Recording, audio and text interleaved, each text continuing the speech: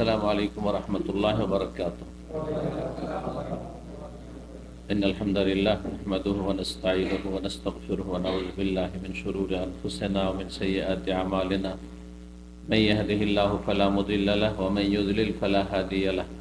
وأشهد أن لا إله إلا الله وحده لا شريك له وأشهد أن محمدا عبده ورسوله صلى الله تعالى عليه وعلى آله وصحبه وسلم تسليما كثيرا. أما بعد، فقد قال الإمام البخاري رحمه الله تعالى: باب ليس منا من شق الجيوب.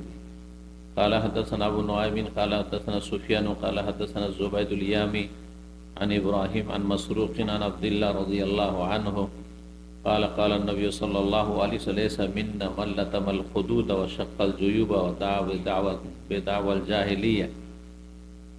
সম্মানিত ভাতৃমণ্ডলী, আল্লাহ রাব্বুল আলামিনের প্রশংসা এবং প্রিয় নবী সাল্লাল্লাহু আলাইহি সাল্লামের উপর সালাত ও সালামের পর আজ সোমবার 22 রবিউল সানি 1445 হিজরি মোতাবেক 6 নভেম্বর 2023 আমাদের ধারাবাহিক আলোচনা সহিহুল বুখারীর জানাজার পর্ব নম্বর 7।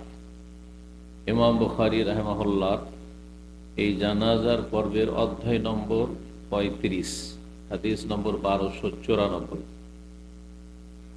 ইমাম বুখারী রাহিমাহুল্লাহর উস্তাদ এখানে আবু নুআইম। ইমাম বুখারী রাহিমাহুল্লাহ বলছেন, সনদের সাধারণত আমরা তরজমা করি না, তবে মাঝে মধ্যে কখনো, তো আজকে একটু সনদ সহই তরজমা করি। হাদ্দাসানা মানে আমাকে হাদিস বর্ণনা করেছেন। কে বলছেন? ইমাম বুখারী। যেখানে হাদ্দাসানা এসছে ওখানে কালা শব্দ উচ্চ আছে, মানে কালা। ইমাম বুখারী বলেন কালাল বুখারী। ইমাম বুখারী বলেন হাদ্দাসানা আবু নুআইমিন, আমাকে হাদিস শুনিয়েছেন ইমাম আবু নুআইম, যার নাম ছিল আল ফজল ইবনে দুকাইন। ফজল ইবনে দুকাইন, এটি তার কুনিয়ত আবু নুআইম। কালা হাদ্দাসানা, তিনি বলছেন যে হাদ্দাসানা সুফিয়ান, আমাকে হাদিস বয়ান করেছেন বা হাদিস শুনিয়েছেন সুফিয়ান। সুফিয়ান মুহাদ্দিস দুইজন ছিলেন, একজন সুফিয়ান ইবনে ওয়াইনা, যাকে আপনারা জানেন না, সাধারণত অনেকেই জানেন না। আর একজন সুফিয়ান সৌরি। সুফিয়ান সৌরিকে এই জন্য মানুষ জানে যে সুফিয়ান সৌরি তার সাথে ফাকিহ ছিলেন, মানে ফিকহি তার মতামত ছিল, যার ফলে আমাদের দেশের মানুষরা ফিকহ প্রভাবিত বেশি, হাদিসের চাইতে ফিকহে প্রভাবিত। আর এই করতে গিয়ে অনেকে আহলুর রায়, যারা হানাফিরা, তারা মানে মতকে হাদিসের প্রাধান্য দিয়েছে। হাদিস সম্পর্কে জ্ঞানের স্বল্পতা, শোচনীয়তা থাকার কারণে। তো সুফিয়ান ইমাম বুখারী রাহিমাহুল্লাহ এই সনদে, হাদিসের সনদে কখনো সুফিয়ান ইবনে ওয়াইনা, কখনো সুফিয়ান সৌরি। আল্লাহু তাআলা আলাম। কালা হাদাসানা জুবাইদুল ইয়ামি, আর সুফিয়ান সৌরি বলছেন ইবনে ওয়াইনা যে আমাকে হাদিস শুনিয়েছেন জুবাইদ আল ইয়ামি। জুবাইদ আল ইয়ামি, ইয়ামি বংশ সাধারণত সুন্নি বংশ, সুন্নি ছিল মূলত, কিন্তু বর্তমান সৌদি আরবে যে ইয়ামি আছে অধিকাংশ শিয়া। অনেকে জানেন হয়তো, নাজরানের শিয়ারা সাধারণত তাদের ফ্যামিলি নেম হচ্ছে ইয়ামি। এরা এক সময় কয়েকশো বছর আগে এই বংশগুলো সুন্নি ছিল। তারা যুগের আবর্তন বিবর্তনে পথভ্রষ্ট হয়ে গেছে, শিয়া রাফেজি হয়ে গেছে। আল্লাহ হেফাজত করুন। এই জন্য কখনো আপনি ভাববেন না যে আমি আহলুল হাদিস, বংশোদ্ভূত, আমার 14 পুরুষ আহলে হাদিস, বা আমি নিজে সহিহ আকীদা পেয়ে গেছি, আহলে হাদিস হয়ে গেছি, সালাফি হয়ে গেছি। মনে হয় কিয়ামত পর্যন্ত আমার বংশ পরম্পরা সবাই মনে হয় সহিহ আকীদা থাকবে। রাস্তা চলতে চলতে মানুষ কেউ আছাড় খেয়ে পড়ে গেল, কেউ দুর্ঘটনার শিকার হয়ে অ্যাক্সিডেন্ট হয়ে মরেই গেল, যেমন হয়, ঠিক তেমনি হচ্ছে ইমানের পথে, ইসলামের পথে চলার ক্ষেত্রে সহিহ আকীদা চলতে চলতে, মানে সিরাতে মুস্তাকিম রাস্তায় চলছেন, আপনি হয়তো চলছেন, হতে পারে আপনার ছেলে মেয়ে গিয়ে আবার ওই বিদআতি বেরেলভি মাজার পূজারি না হয়ে যায়, সুফি না হয়ে যায়, আরো কত কি। যার ফলে কখনো আপনি মনে করবেন না যে হেদায়েত হয়েছি মানে ব্যাস সবসময় আল্লাহর কাছে দোয়া করতে। ইব্রাহিম আলাইহিস সালাম সারা জীবনের তার যুদ্ধ মুজাহাদা মূর্তি পূজার বিরুদ্ধে, তারপর আল্লাহর কাছে দোয়া করছেন। ভাবা যায় যে ইব্রাহিম আলাইহিস সালাম আবার মূর্তি পূজা দিয়ে ফিরে যাবেন, কল্পনার বাইরে কথা। তার ছেলেরা কল্পনার বাইরের কথা। তারপরে দোয়া করেন আল্লাহর কাছে সতর্কতা, কারণ আল্লাহর রহমত ছাড়া, আল্লাহর অনুগ্রহ ছাড়া মানুষ হেদায়েত টিকে থাকতে পারে না। ওই জন্য বনি ওয়া বানিয়া আন্না আবুদুল্লাহ আসসালাম, হে আল্লাহ আমাকে দূরে রাখিও, বাঁচিয়ে রাখিও। ওয়া বানিয়া আমার সন্তানদেরকে বাঁচিয়ে রাখিও আন্না আবুদুল্লাহ আসসালাম, মূর্তি পূজা থেকে, মূর্তি পূজা থেকে। ইব্রাহিম আলাইহিস সালাম আর তার ছেলেরকে বেনামাজি হবে ভাবা যায়? তারপরে দোয়া করছেন রব্বে জাআলনি মুকিমাস সালাতি ওয়া মিন যুররিয়াতি, আল্লাহ আমাকে সালাত কায়েমকারী বানিয়ে রাখো, ওয়া মিন যুররিয়াতি, আর আমার সন্তানদেরকে। এই দোয়াগুলিকে আপনি করছেন সহিহ আকীদার অনুসারী, যে আল্লাহ আমাকে শিরক বেদাত থেকে বাঁচিয়ে রাখিও, সমস্ত গুমরাহি থেকে বাঁচিয়ে রাখিও, আল্লাহ আমাকে এবং আমার প্রজন্মকে কিয়ামত পর্যন্ত নামাজি মুসল্লি করে রাখিও। কয়জন আছেন দোয়া করছেন? ইব্রাহিম আলাইহিস সালাম আপনাদের আমার সবার এই উম্মতের আদর্শ রাসূলুল্লাহ সাল্লাল্লাহু আলাইহি ওয়াসাল্লামের পরে, কাদ কানা লাকুম উসওয়াতুন হাসানাতুন ফি ইব্রাহিম, ইব্রাহিম আলাইহিস সালামের ভিতরে তোমাদের উত্তম আদর্শ রয়েছে। রাসূলুল্লাহ সাল্লাল্লাহু আলাইহি ওয়াসাল্লাম উত্তম আদর্শ, তখন ইব্রাহিম আলাইহিস সালাম এর জীবনই আমাদের জন্য উত্তম আদর্শ। জি, খুঁটিনাটি সমস্ত মাসলা মাসাইলে নয়, কিন্তু যেই গুরুত্বপূর্ণ বিষয়গুলিকে শরীয়তের স্বীকৃতি দেওয়া হয়েছে। রাসূলুল্লাহ সাল্লাল্লাহু আলাইহি ওয়াসাল্লাম যে দিন নিয়ে এসেছে আল্লাহর পক্ষ থেকে, ইব্রাহিমী অনেক সুন্নতকে আদর্শকে সেখানে স্বীকৃতি দেওয়া হয়েছে। হজ, কোরবানি, খাতনা করা, আরো অনেক কিছুই রয়েছে, অনেক কিছু রয়েছে। তো এই ছিল হাদিস জুবায়েদ আল-ইয়ামি আন ইব্রাহিম। ইব্রাহিম তাইমি একজন আছেন, ইব্রাহিম নাখি, ইব্রাহিম নাখি হবেন, কারণ এখানে তার ওস্তাদ মাসরুক, আর মাসরুক তাবেই, তার ওস্তাদ হচ্ছে আব্দুল্লাহ বিন মাসউদ। এই সিলসিলা সনদে কুফার দিকে যাচ্ছে, আর ইব্রাহিম নাখি কুফার মানুষ ছিলেন। তো আব্দুল্লাহ বিন মাসউদ রাদিয়াল্লাহু তাআলা আনহু বর্ণনা করছেন, তিনি বলেন কালান নবী সাল্লাল্লাহু আলাইহি ওয়াসাল্লাম, নবী সাল্লাল্লাহু আলাইহি ওয়াসাল্লাম বলেছেন লাইসা মিন্না, আমাদের দলভুক্ত না। সতর্কতার অর্থ হচ্ছে আমাদের দলভুক্ত না, আমাদের আদর্শের অনুসারী নয়।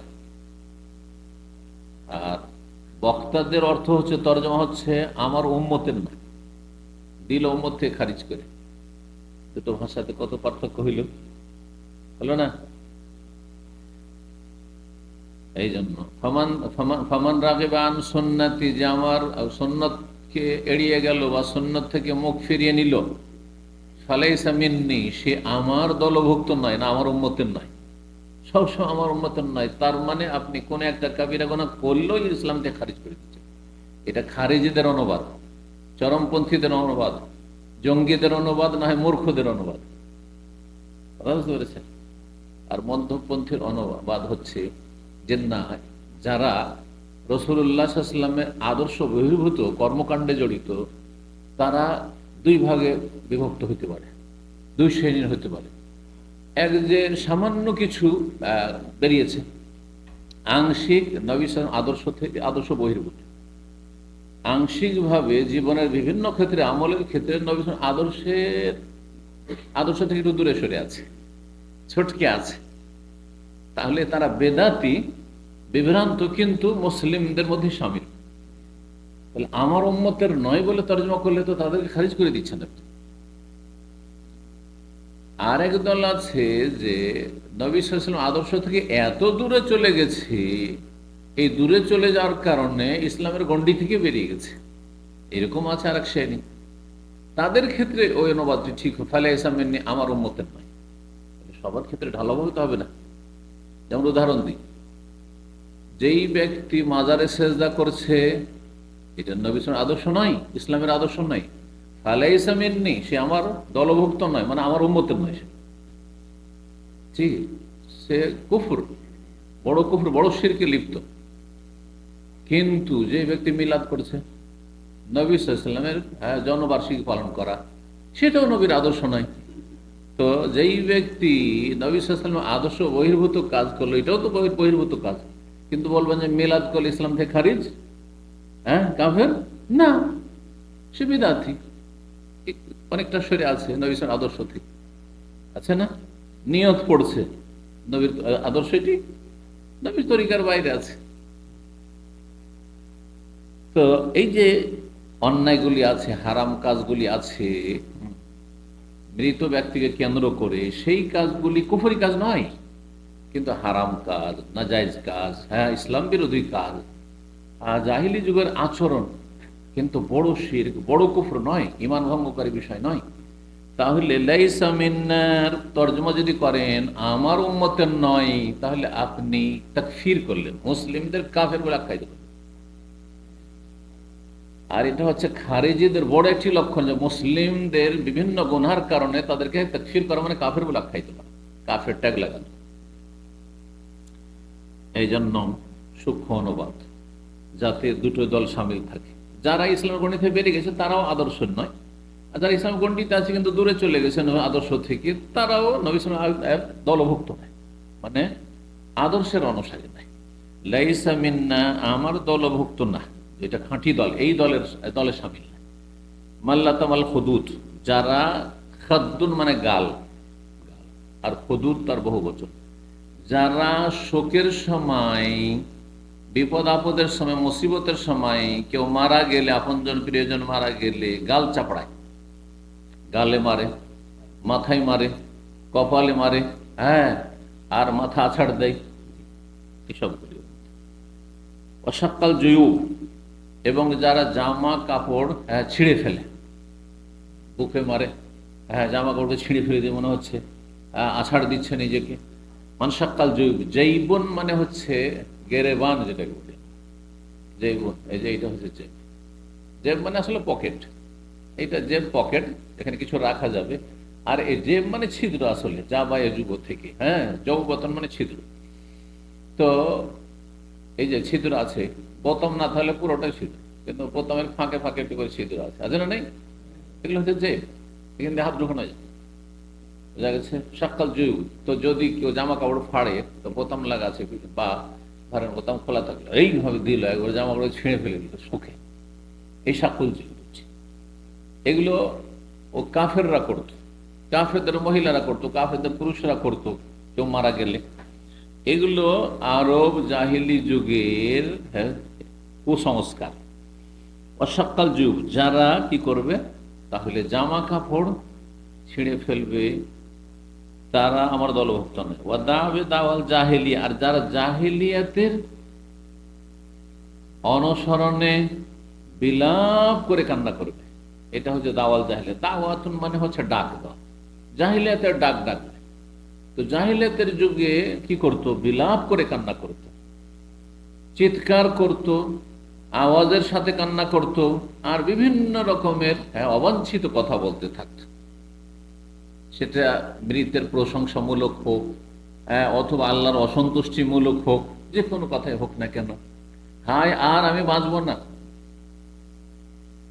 আমার স্বামী গেল, আমার ছেলে গেল, আমার কেউ গেল, তো আমি আর থেকে লাভটা কি, বলে না? এগুলো হচ্ছে আল্লাহর তকদিরের উপর কি করা, আপত্তি করা। আল্লাহ তুমি এটা আমার জন্য ভালো করনি, তুমি জুলুম করেছো, অন্যায় করেছে, কুফর এটি হয়ে যাবে। যদি এইরকম ধারণায় পৌঁছে যায়, আকীদার বিষয় কিন্তু, তাহলে কুফর হয়ে যাবে তখন।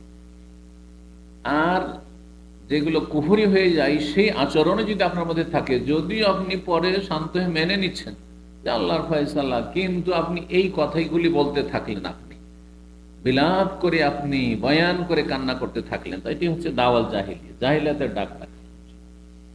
তারা আমার দলভুক্ত নয়। তো যারা দলভুক্ত নয় তারা দুই শ্রেণীর হতে পারে। কেউ যদি মানে আমি তকদির, এই তকদির আমি অসন্তুষ্ট, তাহলে সে আসলে নবীর উম্মত নয়, কাফের হয়ে যাবে, তকদির অস্বীকারী। আল্লাহ তোমাকে সুখও দিয়েছে, মাঝে মাঝে তোমাকে দুঃখ দিয়েছে, দুটো মিলে দুনিয়া, দুনিয়া সবার জন্য, হ্যাঁ, আর বা কারো জন্য স্থায়ী সুখের জায়গা নয়। যতই বড় সুখী হোক না কেন, কখনো কখনো তার হয়তো অর্থের অভাব নেই, হ্যাঁ, কিন্তু মানসিক অশান্তি আছে, শারীরিক রোগ আছে, অথবা নিরাপত্তাহীনতা আছে, হ্যাঁ, আরো পারিবারিক অশান্তি আছে। দেখবেন যত পয়সা হলো তত পারিবারিক অশান্তি। আমাকে তো অনেক বড় পয়সা হলো, বড় কোম্পানির মালিক, তাদের খবর বলছে সে পরিবারে মনে হচ্ছে জাহান্নামের ভিতরে আছে, যার পয়সার হিসাব নেই যে কত পয়সা তার কাছে আছে। কাফের না মুসলিম, মুসলিম তো আল্লাহ পরকাল বিশ্বাসী, একটা শান্তির পাথরও তার কাছে আছে, তারপরে তার পয়সাতে শান্তি দিতে পারে না, ক্ষমতায় শান্তি দিতে পারে না। তো বলছেন এই হাদিস হয়ে গেল। তাহলে 36 নম্বর অধ্যায় বলছেন বাবু রেসা ইন নবী সাল্লাল্লাহু আলাইহি সাদ বিন খাওলাতা। এই অধ্যায় হচ্ছে সাদ বিন খাওলা সাহাবী একজন রাদিয়াল্লাহু তাআলা আনহু, তার উপর নবী সাল্লাল্লাহু আলাইহি ওয়াসাল্লামের শোক প্রকাশ। এখানে রেসা মানে হচ্ছে নবী সাল্লাল্লাহু আলাইহি ওয়াসাল্লাম যেটা করেছেন সেটা শোক প্রকাশ করেছেন। তো কোন ব্যক্তির ওপর শোক প্রকাশ করা জায়েজ।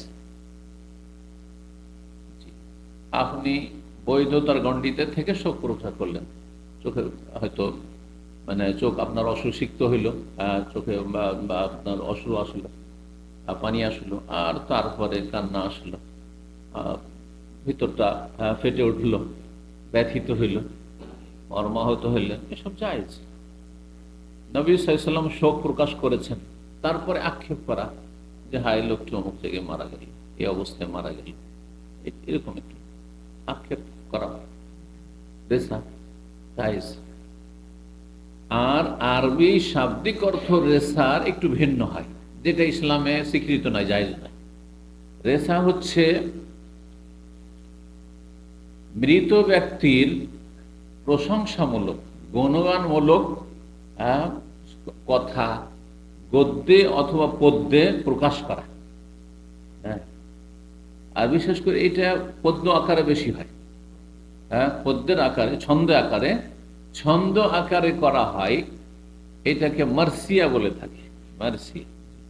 তো শোক গাথা, জি, শোক গাথা গীতি, তো শোকে গাথা গীতি, শোক তাতে প্রকাশ করা হচ্ছে, যে মারা গেছে তার গুণগান করা হচ্ছে, প্রশংসা করা হচ্ছে, তাকে তার সম্পর্কে অনেক সময় অতিরঞ্জন, বেশিরভাগ অতিরঞ্জন করা হচ্ছে। আপনি কি জানেন, তাকে সার্টিফিকেট দিচ্ছেন আপনি, এইসব। আর এটা শর্ত নয় যে সেটা পদ্য আকারে হইতে হবে, গদ্য আকারে সেটা হইতে পারে, এমনিও হতে পারে। তো এটা শরীয়তে স্বীকৃত নয়, কারণ এতে মানুষের শোককে আরো জাগিয়ে তুলবে। ইসলামের একটি নীতিমালা হচ্ছে শোক হয়েছে সেটাকে তাড়াতাড়ি করে চাপার চেষ্টা করেন, দমন করার চেষ্টা করেন, সেটাকে বৃদ্ধি করবেন, বাড়াবেন না। এই জন্য এমন কিছু করা জায়েজ নয় মৃতকে কেন্দ্র করে যে যাতে শোক বেড়ে যায় বা শোকের নবায়ন হয়। গতকালকের জন্য এই জন্য বলছিলাম একটি বিষয়, যে অনেকেই প্রশ্ন ছিল এরকম যে মৃত ব্যক্তির পোশাক রেখে দেওয়া কি জায়েজ না কি করব। পোশাক হয়তো আমি রেখে দিলাম স্মৃতির জন্য, জায়েজ হইতে পারে, কিন্তু সেটা যদি আমার শোককে জাগিয়ে তুলে, মানে মাঝে মাঝেই স্বামীর পোশাকগুলো বের করছে, ওই ছেলে মেয়ে মারা গেছে তার পোশাকগুলো বের করছে, মেয়েকে শ্বশুর বাড়ি পাঠিয়ে দিয়েছে, কোথায় সে চলে গেছে, কত দূরে, অনেক দূরে চলে গেছে, দেখা সাক্ষাৎ হচ্ছে না, মাঝে মাঝে পোশাকগুলো বের করছে আর মা কান্না করছে, এটা ইসলামে স্বীকৃত নয়, জায়েজ নয়। যে শোককে আপনি জাগিয়ে তুলবেন, শোকের আগুনকে নিভিয়ে দেওয়ার চেষ্টা করতে হবে যথাসাধ্য। তো সাদ ইবনে খাওলা রাদিয়াল্লাহু তাআলা আনহু, তিনি মক্কায় ইন্তেকাল করেছিলেন, তার উপর নবী আক্ষেপ করেছিলেন যে বেচারা মক্কাতে মারা গেল হিজরত করে আসার পরে, যদি হিজরত করে এসে থাকেন তাহলে। তো এই নামে সাদ নামে সাদ বিন আবি ওয়াক্কাস অসুস্থ হলেন, আর মক্কাতে তিনি অসুস্থ হয়েছিলেন বিদায় হজের বছর। এমন অসুস্থ হয়েছিলেন যে একবারে শেষ অবস্থা, মরমর অবস্থা, কিন্তু আল্লাহর হুকুমে তিনি সুস্থ হয়ে অনেকদিন আবার বেঁচে ছিলেন। নবী সাল্লাল্লাহু আলাইহি ওয়াসাল্লাম ভবিষ্যৎবাণী করলেন যে আশা করা যায় এটাই হবে, আর তাই হয়েছিল। তো ওই হাদিসটি আসছে, তো দুই সাদের যেহেতু নাম একই, তো দুই সাদের সাথে খানিকটা মিল, যে এক সাদ বিন খাওলা তো মক্কাতে মারা গেছে, আর সাদ বিন আবি ওয়াক্কাস তুমি এইভাবে অসুস্থ হয়ে গেলে যে একবার মরমর অবস্থা। ওই সময় নবী সাল্লাল্লাহু আলাইহি ওয়াসাল্লাম বলেছিলেন এই বিষয়টি। তো আসছে 1295 নম্বর হাদিস, আমের ইবনে সাদ বিন আবি ওয়াক্কাস, মানে সাদ বিন আবি ওয়াক্কাস রাদিয়াল্লাহু তাআলা আনহু, ছেলের নাম ছিল আমের। তিনি, তার পিতা সাদ বিন আবি ওয়াক্কাস প্রখ্যাত সাহাবী, আশরা মুবাশশারার অন্যতম। তার থেকে বর্ণনা করেছেন সাদ বিন ওয়াক্কাসকে নবী সাল্লাল্লাহু আলাইহি ওয়াসাল্লাম মামা বলতেন। হ্যাঁ, মামা, মামা ভাগিনার সম্পর্ক, আত্মীয়তা ছিল। কালা কানা রাসূল ইয়াউদুনি আমা হাজ্জাতিল ওয়াদাই, রাসূলুল্লাহ সাল্লাল্লাহু আলাইহি ওয়াসাল্লাম আমাকে অসুস্থ অবস্থায় দেখতে আসতেন, আমার খোঁজ খবর নিতে আসতেন। এই আদত মানে ব্যাপক অর্থ, পরিচর্যা করা, সেবা শুশ্রূষা করা, আবার খোঁজ খবর নেওয়া, দেখতে আসা, সবগুলি হতে পারে। তো নবী সাল্লাল্লাহু আলাইহি ওয়াসাল্লাম তাকে দেখতে আসতেন নিয়মিত, যে কয়দিন ছিলেন বিদায় হজের সময়। আমা হাজ্জাতুল ওয়াদায়ে, বিদায় হজের বছর। কেন বলছেন? মিন ওয়াজইন, বিশেষ এক অসুস্থতায়, ইস্তাদ্দাবি, যেটি মারাত্মক আকার ধারণ করেছিল, আমি সিরিয়াস হয়ে গেছিলাম, অসুস্থ।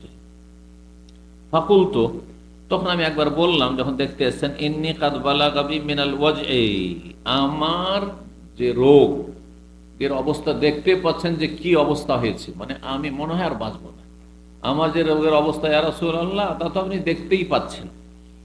ওয়া আনা যু মালিন, আমি বড় বিত্তশালী, পয়সাওয়ালা মানুষ, যথেষ্ট পয়সার মালিক ছিলেন, তার ধন সম্পদ ছিল। ওয়ালা ইয়ারিসুনি ইল্লা ইবনাতুন, আমার উত্তরাধিকারী একমাত্র আমার এক মেয়ে, এক কন্যা, শুধু একটি মেয়ে, আর কেউ নেই, আমার ছেলে মেয়ে কেউ নেই। আফা আতাসাদ্দাকু বিসুলুসাই মালি, তাহলে আমি চাইছি যে বেশি বেশি ধন সম্পদ আমি দান সাদকা করব।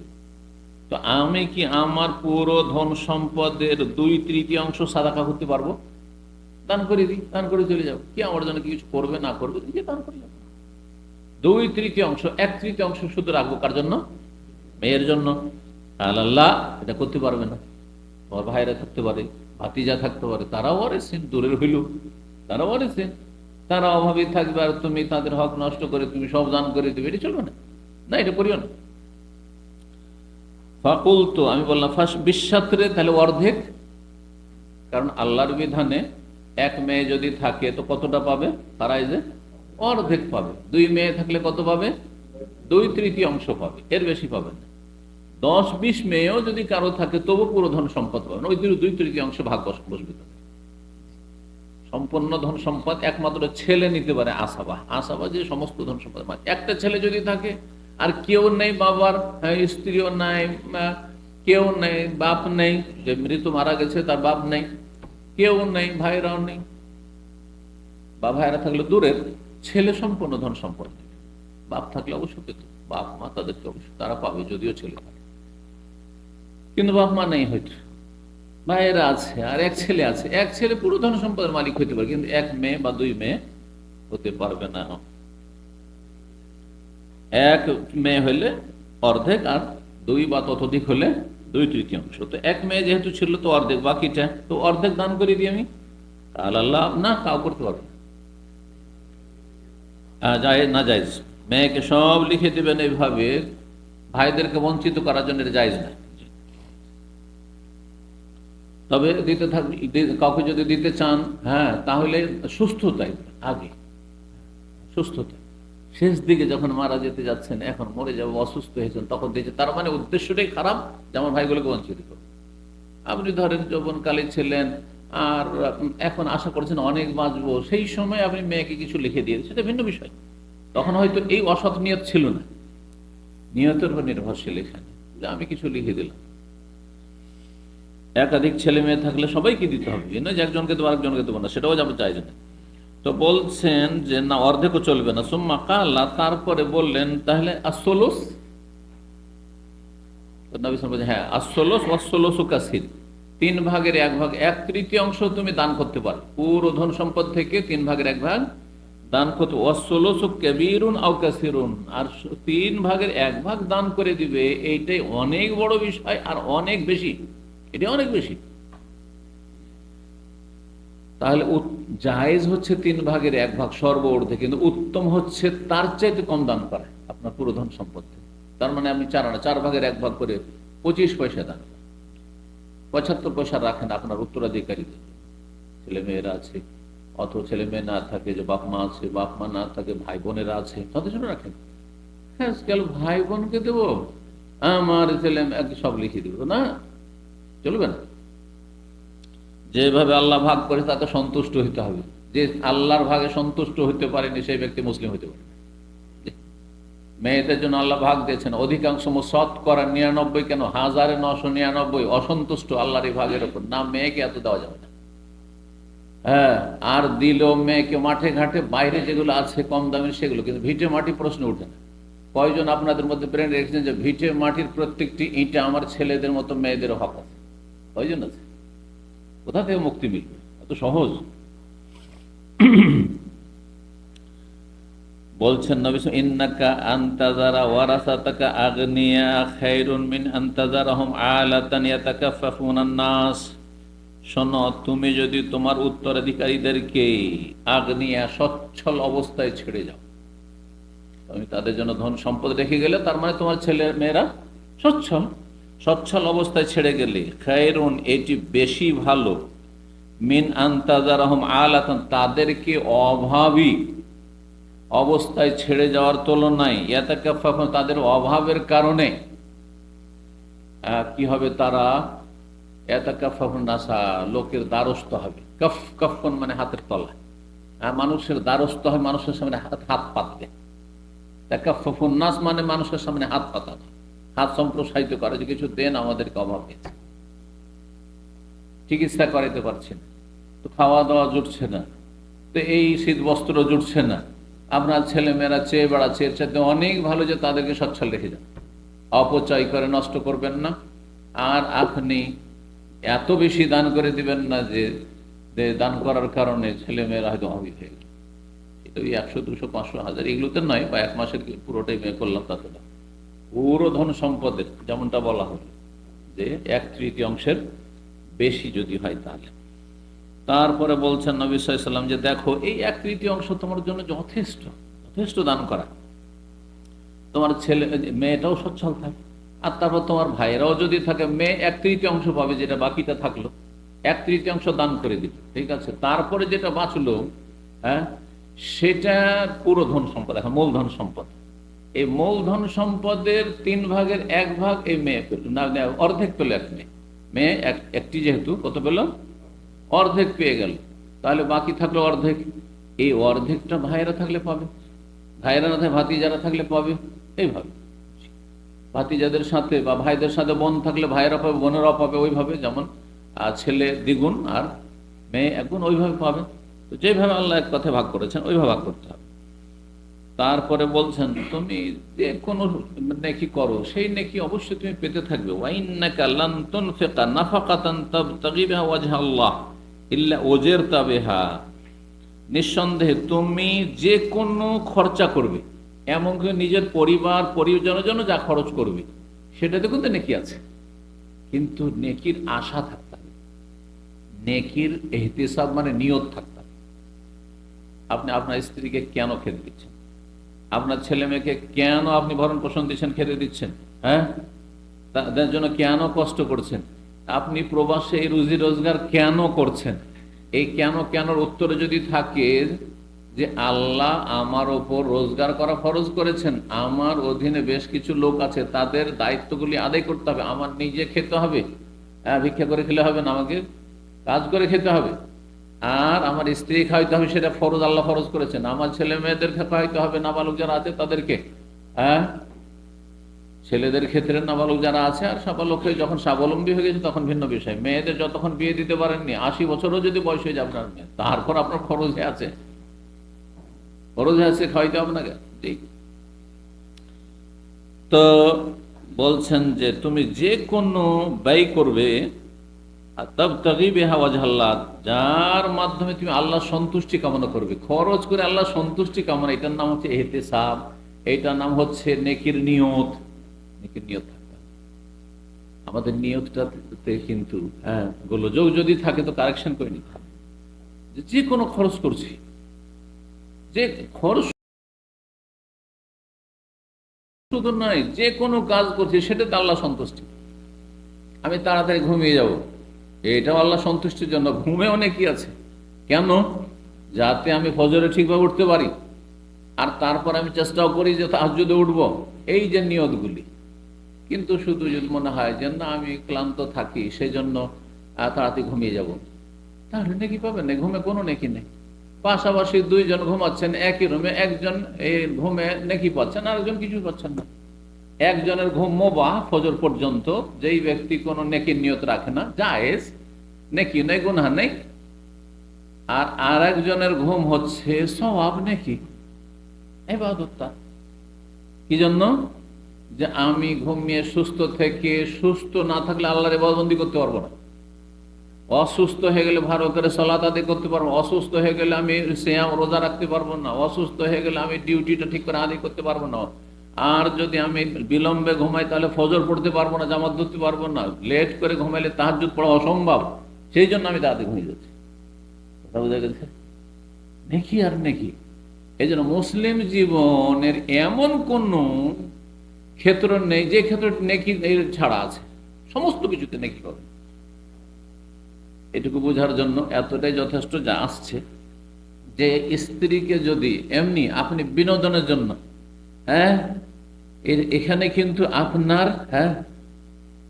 কামভাব রয়েছে, হ্যাঁ, যৌনতাড়নার সাথে সে কাজটি করছেন, অনেক সময় মুখে তুলে খাওয়াচ্ছেন, নেই, সেখানে আপনার কিন্তু নফসের, আপনার প্রবৃত্তির চাহিদা পূরণ করছেন, তারপরও তাতে নেকি হাদিস আছে।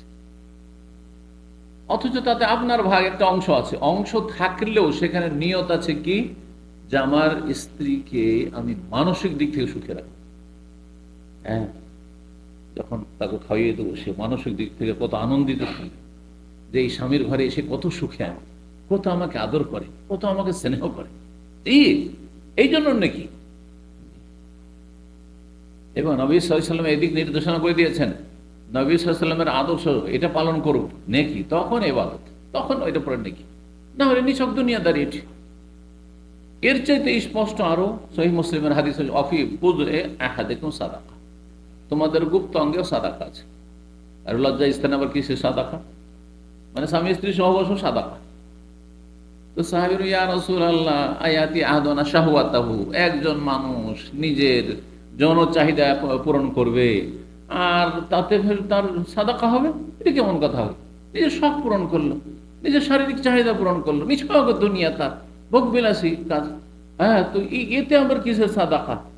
নবী সাল্লাল্লাহু আলাইহি ওয়াসাল্লাম যুক্তি দিয়ে বুঝালেন, আচ্ছা বলো তো, এই লোকটি যদি স্ত্রীর সাথে সহবাস না করে যদি ব্যভিচার করতো, তো আকান আলাইহি বিজরুন, গুনার বোঝা তার উপর চাপতো না? সে গুনাহগার হইতো না? হ্যাঁ হয়তো, সে গুনাহ থেকে বাঁচলো স্ত্রী সহবাসের মাধ্যমে, সেই জন্য নাকি। কিন্তু যেই ব্যক্তি স্ত্রী সহবাস করে আর পরকীয় করে, অন্যের সাথে, অন্য মেয়েদের সাথে কথাও বলে, সেই ব্যক্তি গুনাহ থেকে বাঁচতে চায় না, তার জন্য অবশ্যই নাকি নয়, নাকি নয় অবশ্যই, কারণ সে বিয়ে করেছে গুনাহ থেকে বাঁচার জন্য নয়। আশা করি বিষয়টি বুঝতে পারছেন। নিয়ত অত্যন্ত গুরুত্বপূর্ণ বিষয়। নিয়তি কিন্তু সবকিছু, সমস্ত ইবাদত বন্দেগী, সমস্ত মানুষের জীবনের কাজ, দৈনন্দিন জীবনের সকাল থেকে সন্ধ্যা পর্যন্ত, ঘুম, আবার বিছানায় আসা পর্যন্ত, আবার বিছানা থেকে উঠে আবার সারাদিন আপনি, এমনকি বিছানায় যখন শুয়ে আছেন সেই অবস্থাটিও, সমস্ত জীবনটি মানুষের সত্যি যদি নিয়ত ভালো থাকে তো নেকি আর নেকি, নেকি আর নেকি। এই নয় যে এখানে দিনের দর্শে বসে আসছি তখনই, যদিও এলমের মজলিসে বসে আছি, এই নেকি অনেক বড় নেকি, যে এই নেকির তুলনায় সেগুলো আসবে না অবশ্যই। বিশেষ করে যদি ফরজ আদায় করার এলেম হয়, তাহলে এলেম শিখা আমলের আগে ফরজ, আর আরেকটা ফরজে কিফায়ার স্তর, সুন্নাত মুস্তাহাবের স্তর, সেটাও অনেক বড় নেকি।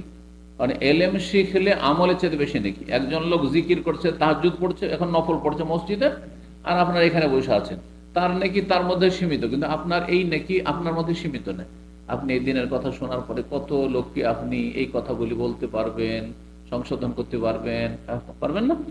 জি হ্যাঁ। তো যাই হোক, কথা লম্বা না করে আসি এখন। বলছেন নবী সাল্লাল্লাহু আলাইহি ওয়াসাল্লাম, যে কোনো তুমি খরচ করো যদি আল্লাহ সন্তুষ্টি উদ্দেশ্য থাকে, ইল্লা ওজের তাবিহা, তার বিনিময়ে তোমাকে আজর নেকি সওয়াব দেওয়া হবে। হাত্তা মা তাজালু ফি ইমরাতিকা, এমন কি যা কিছু তোমার স্ত্রীর মুখে তুলে দিচ্ছ। ফি মানে মধ্যে, প্রথম ফি, আর দ্বিতীয় ফি হচ্ছে ফামুন থেকে। ফামুন মানে মুখ গহ্বর, এটা ফামুন মানে এই মুখের ভিতরটা, আর ফামুন আসলে ছিল ফাউহুন। ফাউহুনটা ফু ফি হয়েছে এখানে। এই যে দ্বিতীয় ফিটা মানে মধ্যে নাই, কিন্তু হারফে জার নাই। ফি ফি ইমরাতিকা, দুইবার করে ফি এসছে। এমন কি যা কিছু তুমি তুলে দিচ্ছ ফি ফি ইমরাত, তোমার স্ত্রীর মুখের ভিতরে, মুখের ভিতরে, এই যে মধ্যে। ফি প্রথম ফি মানে হারফে জার ফি মধ্যে, আর দ্বিতীয় ফি মানে হচ্ছে ফৌহন বা ফমন থেকে এসছে মানে মুখে। এর মানে এরা যে শুধু মুখে তুলে দিলেই নেকি পাবেন, খাবারের যোগান দিচ্ছেন আপনি, টাকাটা পাঠাচ্ছেন, এইটা আসল উদ্দেশ্য। ঠিক অনেকেই শুধু ব্যাস শাব্দিক অর্থ নিয়েছে যে এই মুখে তুলে খাওয়ানো সুন্নত, মুখে তুলে, বাকি বড় বড় ফরজ ওয়াজিব জীবনে নেই, শুধু এই সুন্নত না। এই হাদিসের একটা বাহ্যিক অর্থ আছে আর একটা আভ্যন্তরীণ অর্থ আছে, বোঝা গেছে না? বাহ্যিক অর্থ হচ্ছে যে মুখে তুলে দিলে কখনো মাঝে মধ্যে, কখনো একটু, হ্যাঁ, আনন্দ ফুর্তির জন্য, তার মনটাকে খুশি করার জন্য। কিন্তু আসল উদ্দেশ্য হচ্ছে যে আপনি নিয়মিত 3 বারে তাকে খাবার পাঠাচ্ছেন, হ্যাঁ, প্রতি মাসে আপনি টাকা পয়সা পাঠাচ্ছেন, যা কিছু প্রয়োজন তা দিচ্ছেন তাকে। এটা হচ্ছে ফি ফি ইমরাতিকা, তোমার স্ত্রীর মুখে খাবার তুলে দাও মানে তোমার স্ত্রীর ভরণ পোষণ দেওয়া, এটা হচ্ছে উদ্দেশ্য। বলতো ইয়া রাসূলুল্লাহ, আমি তখন বলি হে আল্লাহ রসুল, ওখাল্লাফ বাদা আসহাবি, যেহেতু তিনি খুব বেশি অসুস্থ ছিলেন, আর নবী সাল্লাল্লাহু আলাইহি ওয়াসাল্লাম সাহাবায়ে কেরাম তার এতদিন অপেক্ষা করে থাকবেনও না, যে সাদ যতদিন সুস্থ না হবে তখন সুস্থ করেই নিয়ে যাবে, সম্ভব না। তো দেখছেন যে নবী সাল্লাল্লাহু আলাইহি ওয়াসাল্লাম চলে যাবেন, আর সাহাবীরা তো সবাই চলে যাবেন, হজ শেষ হয়ে গেছে, বাড়ি চলে যাবেন, মদিনা চলে যাবেন।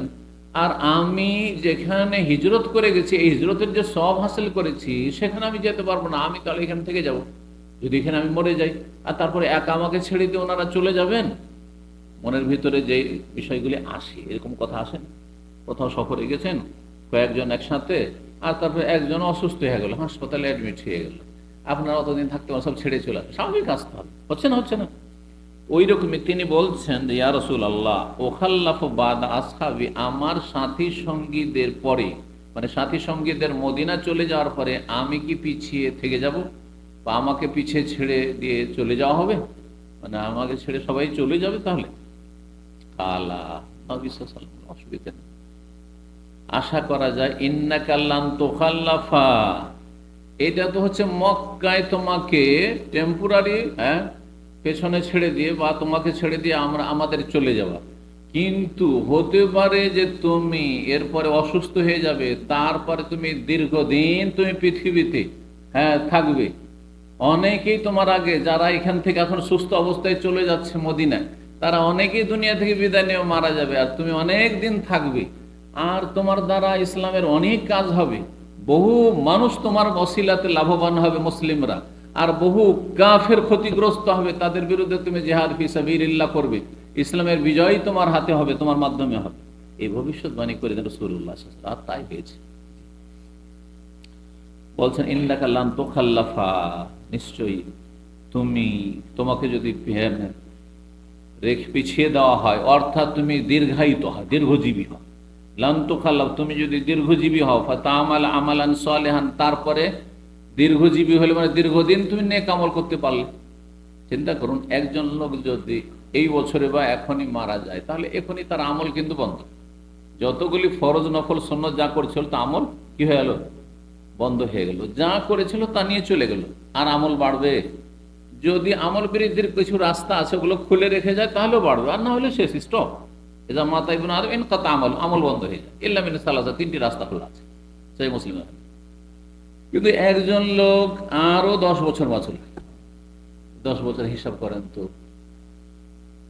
কত ওয়াক্ত সে সালাত আদায় করেছে, কত রাকাত সালাত আদায় করেছে, কত রমজানের সিয়াম পান করেছে, কত সুন্নত নফল রোজা রেখেছে, কত সেই ব্যক্তি দান খেরাত করেছে, কত তার দ্বারা নেকির কাজ হয়েছে, কত ফরজ নফল কাজ হয়েছে, কত মানুষের কল্যাণমূলক কাজ করেছে, সে তার উপকার হয়েছে, কত নেকির ব্যালেন্স তার বেড়ে যাবে। এই জন্য দুনিয়া থেকে যদি বেঁচে থাকে এই নিয়তে তো ভালো, কিন্তু দুনিয়ার লোভে বেঁচে থাকে অধিকাংশ মানুষ বাঁচতে চায়, কিন্তু সবাই বাঁচতে চায়, কিন্তু অধিকাংশ লোক কোন নিয়তে বাঁচতে চায়? যে আমি দুনিয়া ছেড়ে এ মরণের তিক্ততা চাই না, কারণ মরণ দুনিয়ার সমস্ত স্বাদকে নষ্ট করে দেয়, তিক্ত করে দেয়। হাজেমুল লাজ্জাত, নবী সাল্লাল্লাহু আলাইহি ওয়াসাল্লাম বলেছেন। মরতে চায় না মানুষ, কিন্তু কি জন্য মরতে চাই না? দুনিয়াতে আমোদ ফুর্তি করবো, খাবো দাবো, চলাফেরা করব, ছেলে মেয়ে নিয়ে সুখে থাকবো। যতই নেক লোক হোক কি যেন বাঁচতে চায়, স্ত্রী সামনে থাকবে, ছেলে মেয়ে থাকবে, দুনিয়ায় বন্ধু বান্ধব আছে, আত্মীয় স্বজন আছে। হ্যাঁ, এদিকে এর চাইতে অনেক অনেক কত বড় নিয়ামত যে তার জন্য বরজাখি জীবনে তৈরি হয়ে আছে, ওইগুলো খেয়ালই নেই। ওইটার উপর দুনিয়ায় এই অশান্তিতে থাকাকে সে প্রাধান্য দিচ্ছে। কিন্তু যদি দুনিয়াতে বাঁচতে চায় যে আল্লাহ আমাকে বাঁচিয়ে রাখো, আমি কিছু দিনের খেদমত করবো, আমি ইবাদতবন্দি করবো, আমার নেকিল ব্যালেন্স বাড়াবো, আমি অনেক হজ করব, অনেক উমরা করব, আমি অনেক তোমার ইবাদত অনেক অনেক তাহাজ্জুদ পড়বো, ইত্যাদি ইত্যাদি, এগুলো হচ্ছে আসল সৎ নিয়ত। তো বাঁচতে চাইলে কোনো দোষ নেই, কিন্তু বাঁচতে চাইতে হবে হ্যাঁ নেক নিয়ত নিয়ে। বলছেন নবী সাল্লাল্লাহু আলাইহি ওয়াসাল্লাম, তুমি নেক আমল করতে থাকবে, তুমি অনেক দিন বাঁচবে বা দীর্ঘজীবী হবে হয়তো। ইল্লা, এতে কি হবে? তুমি ভালো আমল করলে, ইল্লা ইজদাদতা বিহি দারাজা ওয়া রিফা, তাতে তোমার মর্যাদা কি হবে? উন্নীত হবে, উঁচু হবে, তোমার মর্যাদা উঁচু হবে। যত নেকির কাজ করবে, যত ইবাদতবন্দি করবে, আমল সালেহ করবে, তত তোমার মর্যাদা উঁচু হবে। সুম্মা লাআল্লাকা আন তুখাল্লাফ, আর হতে পারে, আর এই হতে পারে এটি নিশ্চিত নবী সাল্লাল্লাহু আলাইহি ওয়াসাল্লামের পক্ষ থেকে, কিন্তু ভবিষ্যৎবাণী, সম্ভবত, লাআল্লাহ মানে হচ্ছে সম্ভবত, সম্ভবত আন তুখাল্লাফ, তুমি দীর্ঘজীবী হবে। হাত্তা ইয়ান্তাফিয়া বিকা আকওয়ামুন, তোমার দ্বারা বহু জাতি লাভবান হবে, উপকৃত হবে, বহু মুসলিম, অসংখ্য মুসলিম উপকৃত হবে। যখন ইসলামের বিজয় হবে, কত গনিমত, আর কত ধন সম্পদ, আর কত সুখ, আর কত শান্তি প্রতিষ্ঠা হবে, আর কত লোক হেদায়েত, অনেকে কালেমা পড়বে, হেদায়েত হবে কিসের মাধ্যমে? তোমার জিহাদের মাধ্যমে, বিজয়ের মাধ্যমে। ওয়ায়াদুররু বিকা আখারুন, আর তোমার দ্বারা অন্যান্য আরো অনেক জাতি রয়েছে যারা ক্ষতিগ্রস্ত হবে, যারা কাফের, কুফরে মারা গেল, তোমার বিরুদ্ধে লড়াই করে মরলো, কিন্তু হেদায়েত নসিব হইল না, তারা ক্ষতিগ্রস্ত, জাহান্নামে চলে গেল। দীর্ঘদিন তুমি বাঁচলে, আর তোমার এই জেহাদের মাধ্যমে, তোমার এই দাওয়াতের মাধ্যমে, তোমার প্রচেষ্টার মাধ্যমে তারা ক্ষতিগ্রস্ত হলো, যেহেতু তারা দাওয়াতকে দিনের কবুল করলো না। তাই হয়েছে আবি ওয়াক্কাস রাদিয়াল্লাহু তাআলা আনহু দীর্ঘদিন ধরে জেহাদ, এবং তিনি তার বড় ভূমিকা ছিল শাম দেশের বিজয়ে, তার বড় ধরনের ভূমিকা ছিল। শাম দেশ আর পারস্য, এগুলো দেশের বিজয়ে তার বড় ভূমিকা ছিল, তার সিরাতে যা উল্লেখিত হয়েছে।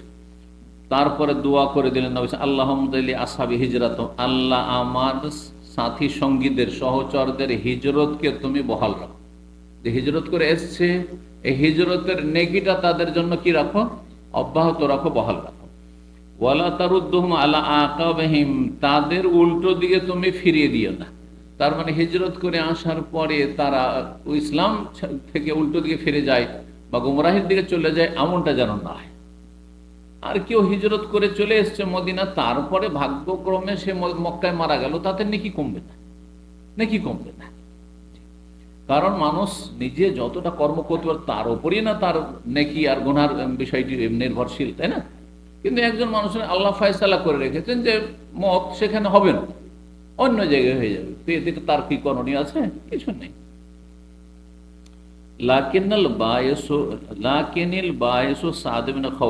কিন্তু লাকিন মানে কিন্তু, কিন্তু বায়েস মানে হচ্ছে, আমরা সহজ ভাষায় বলি বেচারা। বেচারা কাকে বলে? আমরা কিন্তু বেচারা শব্দটি বলি, কিন্তু বেচারা কি বুঝিও না। হ্যাঁ, বেচারা শব্দ কিন্তু ফার্সি শব্দ, উর্দু শব্দ। বে মানে না, এই জন্য বেঈমান বলা হয়। ইমান যুক্ত বা, তখন কি হয়ে যায়? বেঈমান হয় না? বেদিন, দিন নাই যা, তাই না? বে মানে না, আর চারা মানে উপায়, মানে যার কোনো উপায় না, নিরুপায় ব্যক্তি।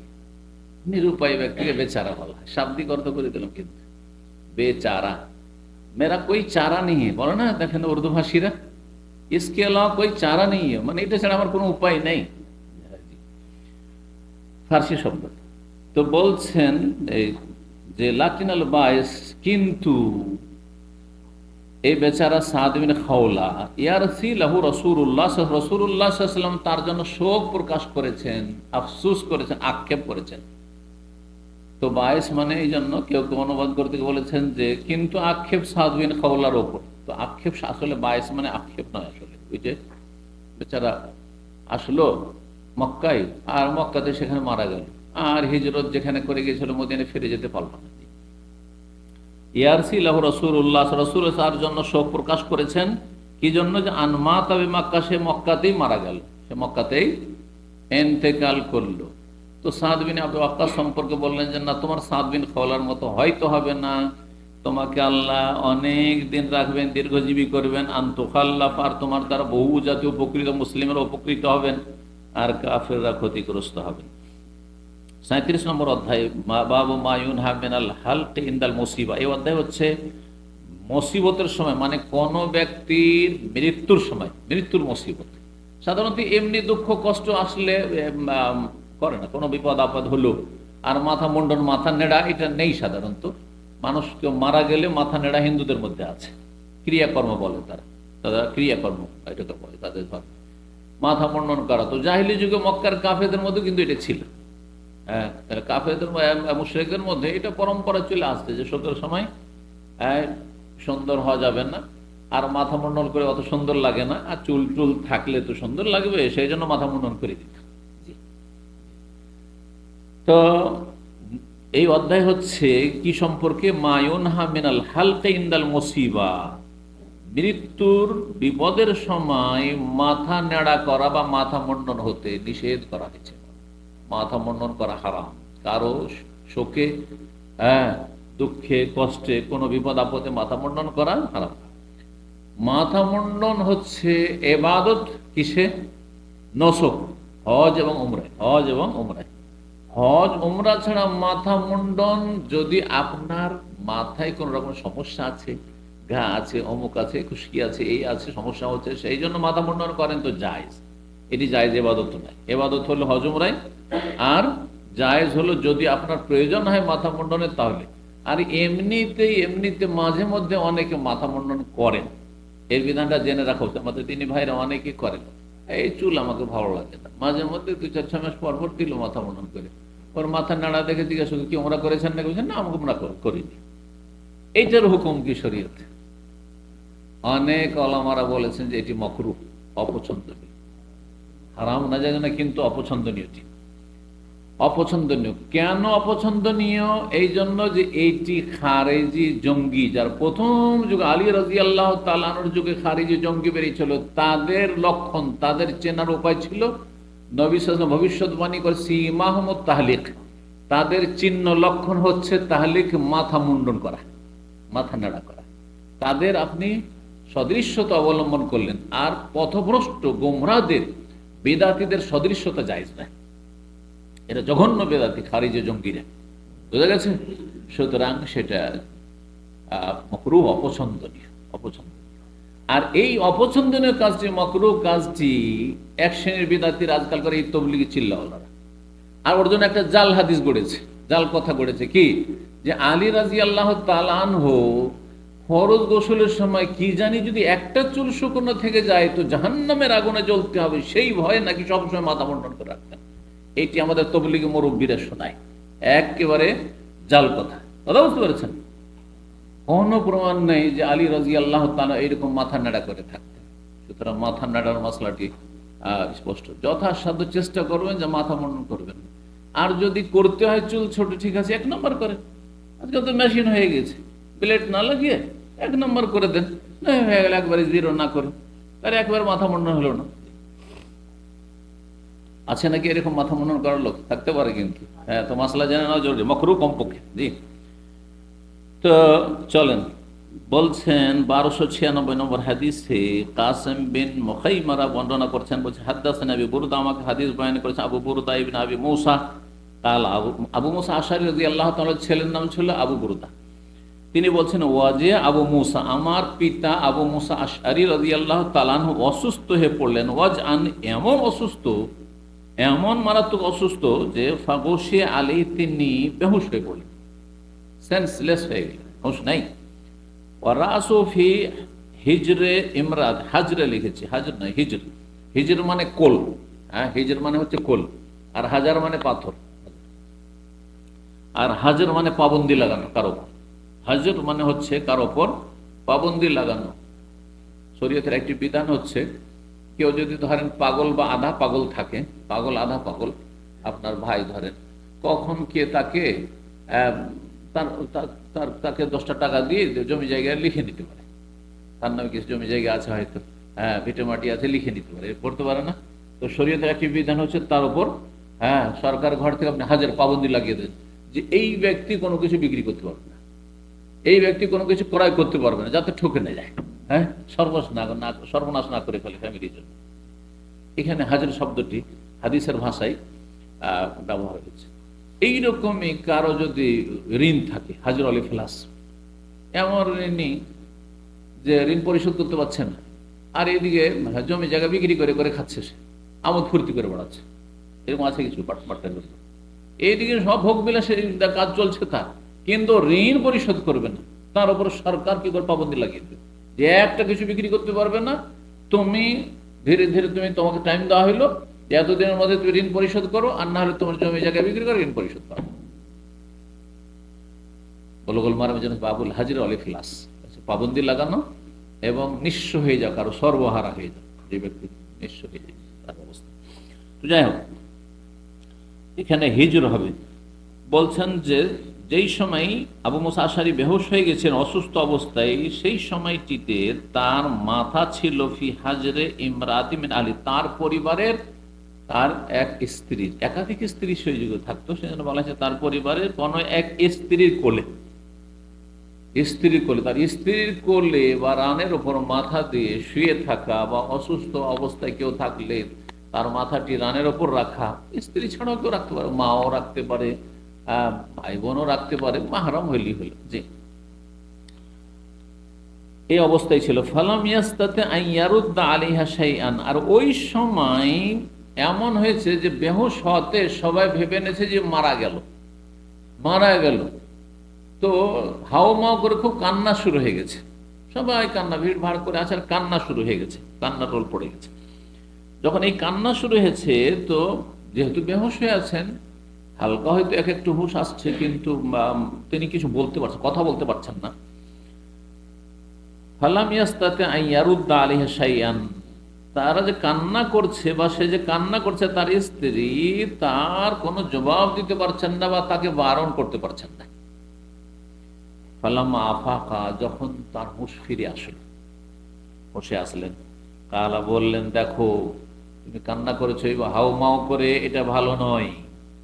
আনা বারি ও মিম্মাম বারিয়া মিন মুহাম্মাদুন সাল্লাল্লাহু আলাইহি ওয়াসাল্লাম, আমি সম্পর্ক ছেদ করছি, সম্পর্কহীনতার ঘোষণা করছি। বারাআত, সূরা তওবার অপর নাম হচ্ছে বারাআত, এজন্য বারাআতুম মিনাল্লাহি ওয়া রাসূল, আল্লাহ এবং রাসূল পক্ষে সম্পর্ক ছেদের ঘোষণা, সম্পর্কহীনতার ঘোষণা। আনা বারিউন মানে আমি সম্পর্কহীনতার ঘোষণা করছি, মিম্মান ওই সমস্ত ব্যক্তি হতে, বারিয়া মিন মুহাম্মদ যার থেকে সম্পর্ক ছেদ করেছেন রাসূলুল্লাহ সাল্লাল্লাহু আলাইহি ওয়াসাল্লাম। নবী সাল্লাল্লাহু আলাইহি ওয়াসাল্লাম যাদের ক্ষেত্রে বলেছে আমার কোনো সম্পর্ক নেই ওদের সাথে, তাদের সাথে আমি সম্পর্ক ছিন্ন করছি, তুমি আমার স্ত্রী, কিন্তু কি তুমি কান্না করলে এরকম, এর সাথে আমার কোনো সম্পর্ক নেই, এই গুনার বোঝা আমি উঠাবো না, তোমরা উঠাবো। ইন্না রাসূলুল্লাহ সাল্লাল্লাহু আলাইহি ওয়াসাল্লাম বারিয়া মিনাস সালিকাত ওয়াল হালিকাত ওয়াশ শাক্কা, রাসূলুল্লাহ সম্পর্ক ছেদের ঘোষণা করেছেন মিনাস সালিকাতে, বিলাপকারী ব্যক্তি হতে, সে পুরুষ হোক আর নারী হোক। মহিলারা বেশি করে, সেই জন্য মানুষ স্ত্রীলিঙ্গ দিয়ে বলা হয়েছে। তার মানে এই না যে শুধু বিলাপকারিনী হলেই তার সাথে সম্পর্ক ছেদ করেছেন, আর পুরুষ যদি হাউ মাউ করে চিৎকার করে কান্না করে মাগো মাগো করে, তো তাতে সে গুনাহগার না, সে গুনাহগার। এবং তারা যদি এটাকে স্বীকৃতি দেয়, বা মৃত ব্যক্তি যদি এটা সমর্থন দিয়ে গিয়ে থাকে, তাহলে সেও গুনাহগার হবে, তাকে আযাব হবে, যেমন এর আগে হাদিস পড়েছেন। আমি কি বলছেন রাসূলুল্লাহ সাল্লাল্লাহু আলাইহি ওয়াসাল্লাম বলছেন, এই আবু মুসা আশআরী, যে রাসূলুল্লাহ সম্পর্কহীনতার ঘোষণা করেছেন বিলাপকারী থেকে, ওয়াল হালেকাতে মাথা মণ্ডনকারী থেকে, ওয়া শাক্কাতে আর যারা কাপড় চোপড় ছিঁড়ে ফেলে মাতম করে তাদের হতে। শাক্কায়ে শুক্ক মানে ছিঁড়ে ফেলা, আর হালাকায়ে হালক থেকে হালেকা মানে মুন্ডন করা, আর সালাকা মানে হচ্ছে রফু সৌত, উচ্চ স্বরে বয়ান করে চিৎকার করে কান্না করা। কিন্তু বেশি শব্দ যদি না হয়, এমনিতে কান্নার যে একটি আওয়াজ আছে সেটুকু শুধু রয়েছে, আর কোনো রকমের কোনো কথা নেই সেখানে, আল্লাহর তকদিরের কোনো অসন্তুষ্টিও নেই, আর কোনো বয়ান বিলাপও নেই, তাহলে কোনো অসুবিধা নেই, জায়েজ রয়েছে। 38 নম্বর অধ্যায় বলছেন, বাবুন, এই অধ্যায় হচ্ছে লাইসা মিন্না মান দারাবাল খুদ, আমার দলভুক্ত নাই ওই সমস্ত লোকেরা যারা গাল চাপড়ায়। 1297 হাদিস, মসরুক বলছেন আব্দুল্লাহ রাদিয়াল্লাহু তাআলা মানে আব্দুল্লাহ বিন মাসউদ থেকে, নবী সাল্লাল্লাহু আলাইহি ওয়াসাল্লাম বলেন, লাইসা মিন্না, আমার দলভুক্ত নয়, মান দারাবাল খুদুদ, যারা গাল চাপড়াবে, অশাক্কাল জুয়ুব, আর যারা কাপড় চোপড় ছিঁড়ে ফেলবে, ও দাবে দাওয়াল জাহেলিয়াতের ডাক ডাকবে মানে বিলাপ করবে। 39 নম্বর অধ্যায় বলছেন বাবু মায়ুনহা মিনাল ওয়াইলি ওয়া দাওয়াল জাহিলিয়াত ইনদাল মুসিবতে। এই অধ্যায় হচ্ছে যে সর্বনাশ ডাকা, হায় সর্বনাশ, এই ওয়াইল দুর্ভোগ বা সর্বনাশ ডাকা, এবং জাহিলিয়াতের ডাক দেওয়া মানে বিলাপ করা মুসিবতের সময়, কারণ মৃত্যুর সময় যে নিষেধ করা হয়েছে এই মর্মে। 1298 নম্বর হাদিস বর্ণনা করেছেন আব্দুল্লাহ রাদিয়াল্লাহু, ওই হাদিসটি বলছেন রাসূলুল্লাহ বলেছেন, লাইসা মিন্না, আমার দলভুক্ত নয় বা আমাদের দলভুক্ত নয়, মান দারাবাল খুদু, যারা গাল চাপড়াবে, আর ওয়াশাক্কাল জুয়ুব, যারা কাপড় চোপড় ছিঁড়ে ফেলবে, দাবে দাওয়াল জাহিলিয়া, জাহিলিয়াতের বিলাপ করবে। 40 নম্বর অধ্যায় বলছে বাবু, এই অধ্যায় হচ্ছে মান জালাস ইনদাল মুসিবাতে, কোনো ব্যক্তি যদি কারো মৃত্যুর সময় বা বিপদ আপদের সময় কোনো জায়গায় বসে আছে, আর তার চেহারার দিকে দেখলে ইউরাফু ফিহিল হুজন, তাতে শোক প্রকাশ পাচ্ছে, তো এটা জায়েজ কিনা, নাকি সবসময় হাসি খুশি বসে থাকতে হবে? বাপ মারা গেছে, হাসি খুশি থাকতে হবে? মা মারা গেছে, স্ত্রী মারা গেছে, স্বামী মারা গেছে, জরুরি হাসি খুশি থাকতে হবে না।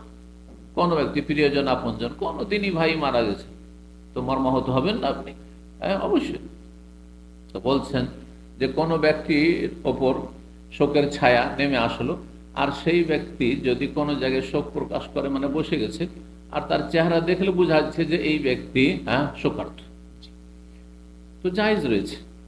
এর বিপরীতে কেউ যদি শোক এসেছে কিন্তু কিছু বুঝতে দিল না, কাউকে বুঝতেই পারলো না, এটার কিন্তু আমাদের খুব সমালোচনা করে। যাই মৃতের বাড়িতে যাই, তারপরে দেখে যে কে কান্না করছে আর কে কান্না করছে না। আমরা ছোটকালে দেখেছি আর শুনেছি সব কথাগুলি, যে অমুকের বাড়ি গেলাম তো দেখলাম যে মারা গেছে, কিন্তু ওর স্ত্রীকে দেখছি কান্নাই নাই, মায়া মমতা নাই, নাকি কান্নাই নাই, মানে এটা একটা নেগেটিভ যেন তার দোষ না। জায়েজ রয়েছে, যদি কান্না না করে জায়েজ, খুবই ভালো, ধৈর্য ধরে নিয়েছে, প্রথমখানে ধৈর্য ধরে নিয়েছে, আলহামদুলিল্লাহ। আর যদি কেউ কান্না করে আর বিলাপ না করে তো অসুবিধা নেই। 1286 নম্বর হাদিস, হাদিস নম্বর ঠিক আছে তো? কোথায় গেলাম তাহলে? ও আচ্ছা, এক পাতা বেশি চলে গেছি। আচ্ছা, 1299 চলে গেছি এখন। 1299 নম্বর হাদিস দেখেন, বলছেন আমরা বিনতে আব্দুর রহমান, তিনি বলছেন প্রখ্যাত তাবেইয়া, তিনি আলেমা ফাকিহা ছিলেন, মহিলা মানুষ। কালা, তিনি বলছেন সামিয়তু আয়েশা, আমি মা আয়েশা রাদিয়াল্লাহু তাআলা আনহার কাছে শুনেছি। কালা, তিনি বললাম মা জাআন নবী সাল্লাল্লাহু সাল্লাল্লাহু আলাইহি ওয়াসাল্লাম কাতলু ইবনে হারিসা ওয়া জাফরিন ইবনে রাওয়াহা, যখন নবী সাল্লাল্লাহু আলাইহি ওয়াসাল্লামের কাছে, এখানে আন-নবিয়্যা মফউল, নবী সাল্লাল্লাহু আলাইহি ওয়াসাল্লামের নিকটে সংবাদ আসলো ইবনে হারিসা মানে যায়েদ বিন হারিসার নিহত হওয়ার, জাফর তাইয়ার রাদিয়াল্লাহু তাআলা, জাফর বিন আবি তালেবের নিহত হওয়ার, আর আব্দুল বিন রাওয়াহ নিহত হওয়ার। কোন যুদ্ধে? মুতার যুদ্ধে সংবাদ আসলো। কিসের মাধ্যমে? ওহীর মাধ্যমে। জালাসান নবী মসজিদে নবীতে বসে গেলেন কোন জায়গায়, আর লোকজন আসছে, দেখা সাক্ষাৎ আপনার সাথে করছে, এটা জায়েজ, এটা বোঝা গেল এর দ্বারা। এই নয় যে ঘরের কোনায় ঢুকে যাবেন, লোকজন আসছে দেখা সাক্ষাৎ করতে, তো বসেন, এমন জায়গায় বসেন যেখানে লোকজন এসে আপনাকে সান্ত্বনা দিতে পারে, অথবা আপনাকে দোয়া দিতে পারে, বসতে পারে, কথা বলতে পারে। ঠিক যখন এই সংবাদ আসলো, বসে গেলেন নবী সাল্লাল্লাহু আলাইহি ওয়াসাল্লাম মসজিদে নবীতে, ইউরাফু ফীহিল হুজন, এমন অবস্থায় বসেছেন নবী সাল্লাল্লাহু আলাইহি ওয়াসাল্লাম যে তার ওপর শোকের চিহ্ন ছিল, শোকের লক্ষণ ছিল, বোঝাই যাচ্ছিল যে নবী সাল্লাল্লাহু আলাইহি ওয়াসাল্লাম এই শোকে মর্মাহত, ব্যথিত। ওয়ানা আনজুরু মিন সাইরিল, বা মা আয়েশা বলছেন যে মসজিদে বসে আছেন নবী সাল্লাল্লাহু আলাইহি ওয়াসাল্লাম, তো প্রশ্ন উঠে যে মা আয়েশা কি করে বর্ণনা করছেন যে তার চেহারা দেখে বোঝা যাচ্ছিল যে তিনি শোকে বড়ই ভেঙে পড়েছেন বা মর্মাহত, তিনি কষ্ট পাচ্ছেন। এটা কি করে বুঝলাম? বলছেন ওয়ানা আনজুরু মিন সাইরিল, বা আমি দরজার ফাটল দিয়ে, ছিদ্র দিয়ে দেখছিলাম।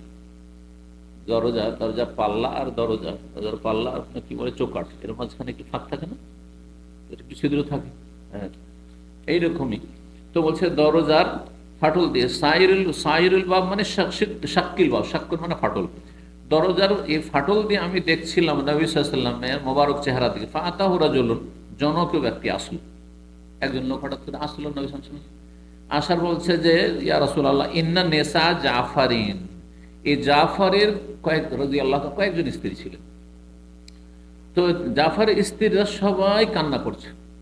জাকারা বুকাহনা, তাদের কান্নাকাটির কথা উল্লেখ করলেন ওই লোক। ফাআমারাহু আইয়ান, নবী সাল্লাল্লাহু আলাইহি ওয়াসাল্লাম তখন ওই লোকটি বলেন যাও নিষেধ করো গিয়ে। ফাযাহাবা, গেল সে। আর যাওয়ার পরে নিষেধ করলো, কিন্তু তার নিষেধাজ্ঞা শুনল না। শোকের ছায়া নেমে এসেছে, কান্না কি আর থামে? তার কথা শুনল না। সুম্মা আতাহু, দ্বিতীয়বার আবার নবী সাল্লাল্লাহু আলাইহি ওয়াসাল্লামের কাছে এসেছে ডিস্টার্ব করার জন্য। আসার পরে বলছে যে লাম ইউতে না, তারা আমার কথা মানল না, তারা কথা শোনে না, মানে না। আতা ইউতিও থেকে লাম ইউতে না। ফাকালা, নবী সাল্লাল্লাহু আলাইহি ওয়াসাল্লাম ইনহাজ, যাও দাঁড়াও, আবার যাও। বারবার রিপোর্ট না দিয়ে তুমি যাও, বুঝাবার চেষ্টা করো, যাও। ফাতাহ, তৃতীয়বার ফিরে আসছে ওই লোক। আসার পরে বলছে ওয়াল্লাহি, আল্লাহর কসম করে বলছে, গালাবনা না ইয়া রাসূল, হে আল্লাহ রাসূল, তারা তো আমাকে হারিয়ে দিল, তাদের কাছে আমি হেরে গেলাম, মানে তাদেরকে বুঝাইতে পারলাম না, চুপ করাইতে পারলাম না, তাদের কান্না বন্ধ করতে পারলাম না। ফাজামাত, মা আয়েশা রাদিয়াল্লাহু তাআলা যেহেতু বর্ণনাকারী, তার ধারণা আন্নাহু কাল, যে নবী সাল্লাল্লাহু আলাইহি ওয়াসাল্লাম তখন তাকে বললেন ফাহসুফি আফওয়াহিহিন্না তুরাব, যারা এরকম বিলাপ করে কান্না করছে, যদি কেউ উচ্চস্বরে কান্না করে তো তাদের চেহারায়, মুখমণ্ডলে তুমি মাটি, আফওয়া আসলে মুখের ভিতর, তাদের মুখে মাটি ছিটিয়ে দাও, মাটি পুড়ে দাও।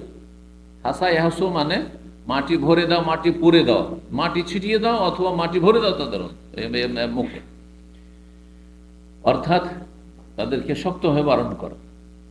ফাকুল, তো যেহেতু তারা বিলাপ করছে, মানে না যে কাজ করছে, আপত্তিকর কাজ করছে। ফাকুল, তো তখন মা আয়েশা রাদিয়াল্লাহু তাআলা আনহা বলছেন, আমি বললাম আর গামাল্লাহ, ওই লোকটিকে বললাম, ওই লোকটি সম্পর্কে মন্তব্য করছেন মা আয়েশা যে আর গামাল্লাহ আনফাকা, তোমার নাককে আল্লাহ ধুলো ধূসরিত করুক, মানে তোমার নাককে মাটিতে মিশিয়ে দিক। এটা আরবদের একটা গাল ছিল, আল্লাহ তোমার নাককে কি করুক, বা তোমার নাক মুখ মাটিতে মিশে যাক। রাগে মান ফরজলিন, যেই ব্যক্তির নবী সাল্লাল্লাহু আলাইহি ওয়াসাল্লাম নাম শুনলো আর দরুদ পাঠ করলো না, তার নাক মাটিতে মিশে যাক। এইভাবে আরো, যেই ব্যক্তি বাপ মাকে পেলো কিন্তু সে জান্নাতে যেতে পারলো না, যেই ব্যক্তি রমজান পেলো কিন্তু জান্নাতে যেতে পারলো না, এই তিন শ্রেণীর মানুষ ধুলো ধূসরিত হয়ে যাক, তার নাক মাটিতে মিশে যাক। তো এটা আরবদের প্রবাদ ছিল এইভাবে বলা, আল্লাহ তোমার নাককে ধুলো ধূসরিত করুক। লাম তাফাল মা আমারাকা রাসূলুল্লাহ সাল্লাল্লাহু আলাইহি ওয়াসাল্লাম, রাসূলুল্লাহ যে নির্দেশ দিলেন যে যাও তাদেরকে চুপ করাও, যাদেরকে নিষেধ করো, সেটাও করতে পারলে না তুমি। তোমার কেমন মানুষ তুমি, পারলেন না, চুপ করে থাকো। আর বারবার করে তিনবার করে এসে নবী সাল্লাল্লাহু আলাইহি ওয়াসাল্লামের কাছে অভিযোগ করা, আর এই শোকের অবস্থা ডিস্টার্ব করা, কারণ শোকের অবস্থা বেশি কথা বলতেও ভালো লাগে না। তো মা আয়েশা মন্তব্য করে বলছে ওয়ালাম তাতরুক রাসূলুল্লাহ মিনাল আনায়ে, আর রাসূলুল্লাহ সাল্লাল্লাহু আলাইহি ওয়াসাল্লামকে কষ্ট দেওয়া থেকে, বিরক্ত করা থেকে, কষ্ট দেওয়া থেকে তুমি বিরত থাকলে না। এদিকে ওইদিকে কান্না বন্ধ করতে পারলে না, আর এদিকে বারবার এসে রাসূলুল্লাহ সাল্লাল্লাহু আলাইহি ওয়াসাল্লাম কষ্ট দিচ্ছ তুমি, কেমন মানুষ তুমি। 1300 নম্বর হাদিস বর্ণনা করছেন আনাস রাদিয়াল্লাহু তাআলা আনহু বলছেন, কানাতা রাসূলুল্লাহ সাল্লাল্লাহু আলাইহি ওয়াসাল্লাম, রাসূলুল্লাহ সাল্লাল্লাহু আলাইহি ওয়াসাল্লাম কুনুতে নাযিলা করেছেন। কুনুতে নাযিলা মানে মুসলিম জাতির ওপর যদি কোনো বালা মুসিবত আসে তো তাদের জন্য দোয়া করা এবং কাফেরদের ওপর বদদোয়া করা, এই হচ্ছে কুনুতে নাযিলা। রাসূলুল্লাহ কুনুতে নাযিলা করেছেন শাহরান, 1 মাস ধরে, দীর্ঘ, কন্টিনিউ। হিনা কোতেলাল কোররা, যখন কোরআনের আলেম হাফেজ, কোররা সাহাবায়ে কিরামদের যুগে কোররা বলা হয়তো ওলামাদেরকে, কোররা কারির বহুবচন। আজকাল কোররা কারি বলা হয় যারা সুন্দর তাজউইদের সাথে তেলাওয়াত করতে পারে, কারি সাহেব, তাই না? আর যারা শুধু কোরআন মুখস্থ রেখেছে তাদেরকে হাফেজ সাহেব। এটা হচ্ছে আজকালকার পরিভাষা, আর বিশেষ করে ভারত, বাংলাদেশ, পাকিস্তান পরিভাষা। আরবদের মধ্যে এটি খানিকটা চলে এসেছে। হাফেজ মানে কোরআন হাফেজ, আর কারি মানে শুধু যে কেরাত। কিন্তু সাহাবায়ে কেরামদের যুগে আসলে এমনটা ছিল না। সাহাবায়ে কেরামদের যুগে কারি আর হাফেজ এইগুলোর মানেই ছিল ওলামা, যারা কোরআনে কারীম শুদ্ধ তেলাওয়াত করে, কোরআনে কারীমের অর্থ বুঝে এবং আল্লাহর দিন বুঝে, দিনের জ্ঞান আছে, ওলামা। তো এরা সব ওলামা ফোকাহা ছিল সাহাবায়ে কেরাম 70 জন, যারা মসজিদ নববীতে অবস্থান করতেন। এই যে আসহাবে সুফাই, এই 70 জন সাহাবীকে ধোঁকা দিয়ে মিথ্যা কথা বলে কাফেররা ডেকে নিয়ে গেছিল। বীরে মৌনার ঘটনা সিরাতুন নবীতে আলোচনা করেছি, 4th হিজরির ঘটনা। 4th হিজরি যখন সিরাত বয়ান করেছি তখন বর্ণনা করেছি। আর মদিনা থেকে আপনার পূর্ব দিকে অর্থাৎ নাজদের দিকে, এই যে কাসিম, রিয়াদ, এই এলাকার দিকে একটি জায়গায় একটি কূপ ছিল। বীর মানে কূপ, আর মৌনা ওই জায়গার নাম, মৌনার কূপ। এই জায়গায় এই মর্মান্তিক ঘটনা ঘটে। এই এলাকায় কিছু গোত্র বাস করত, এরা কাফের। তারা গাদ্দারি করলো। তারা কি করলো? গিয়ে মদিনা সংবাদ, ইয়া রাসূলুল্লাহ, আমাদের বংশধর সব মুসলিম হয়ে গেছে, কিন্তু তাদেরকে দিন শিখাবার কেউ নেই, দিন শিখাবার কেউ নেই। সুতরাং আপনি এক কাজ করেন, আপনার যে সাহাবায়ে কেরাম যারা দিন সম্পর্কে ভালো জ্ঞান রাখে, তাদের এক দলকে যদি পাঠিয়ে দেন, তাহলে ওরাকে দিন শেখানো সম্ভব, তাদের পক্ষে আসা সম্ভব নয়। নবী সাল্লাল্লাহু আলাইহি ওয়াসাল্লাম খুব খুশি হলেন যে এতগুলি বংশ সব মুসলমান হয়ে গেছে, তো ঠিক আছে, যাও। 70 জন সাহাবীকে পাঠিয়ে দিলেন। নবী সাল্লাল্লাহু গায়েব জানতেন। যদি গায়েব জানার পরে এইভাবে পাঠিয়ে থাকেন, যেমন বেরলভী মাজার পূজারীরা বলছে যে নবী সাল্লাল্লাহু আলিমুল গায়েব, তাহলে নবী সাল্লাল্লাহু আলাইহি ওয়াসাল্লামকে খুনি সাব্যস্ত করা হয় না, নাউযুবিল্লাহ। কারণ কেউ যদি জানে যে আমি যেই জায়গায় এদেরকে পাঠাচ্ছি সেখান থেকে আর ফিরে আসবে না, এদেরকে খুন করবে, হ্যাঁ, ওত পেতে আছে, ওখানে গেলে এদেরকে মেরে দেবে, তাহলে আমি খুনি না? অবশ্যই খুনি। জানি, তারপরে কি করে পাঠাইলাম আমি? অবশ্যই তাদের সতর্ক, খবরদার যাবে না, ডাকলেও যাবে না, ঠিক কিনা?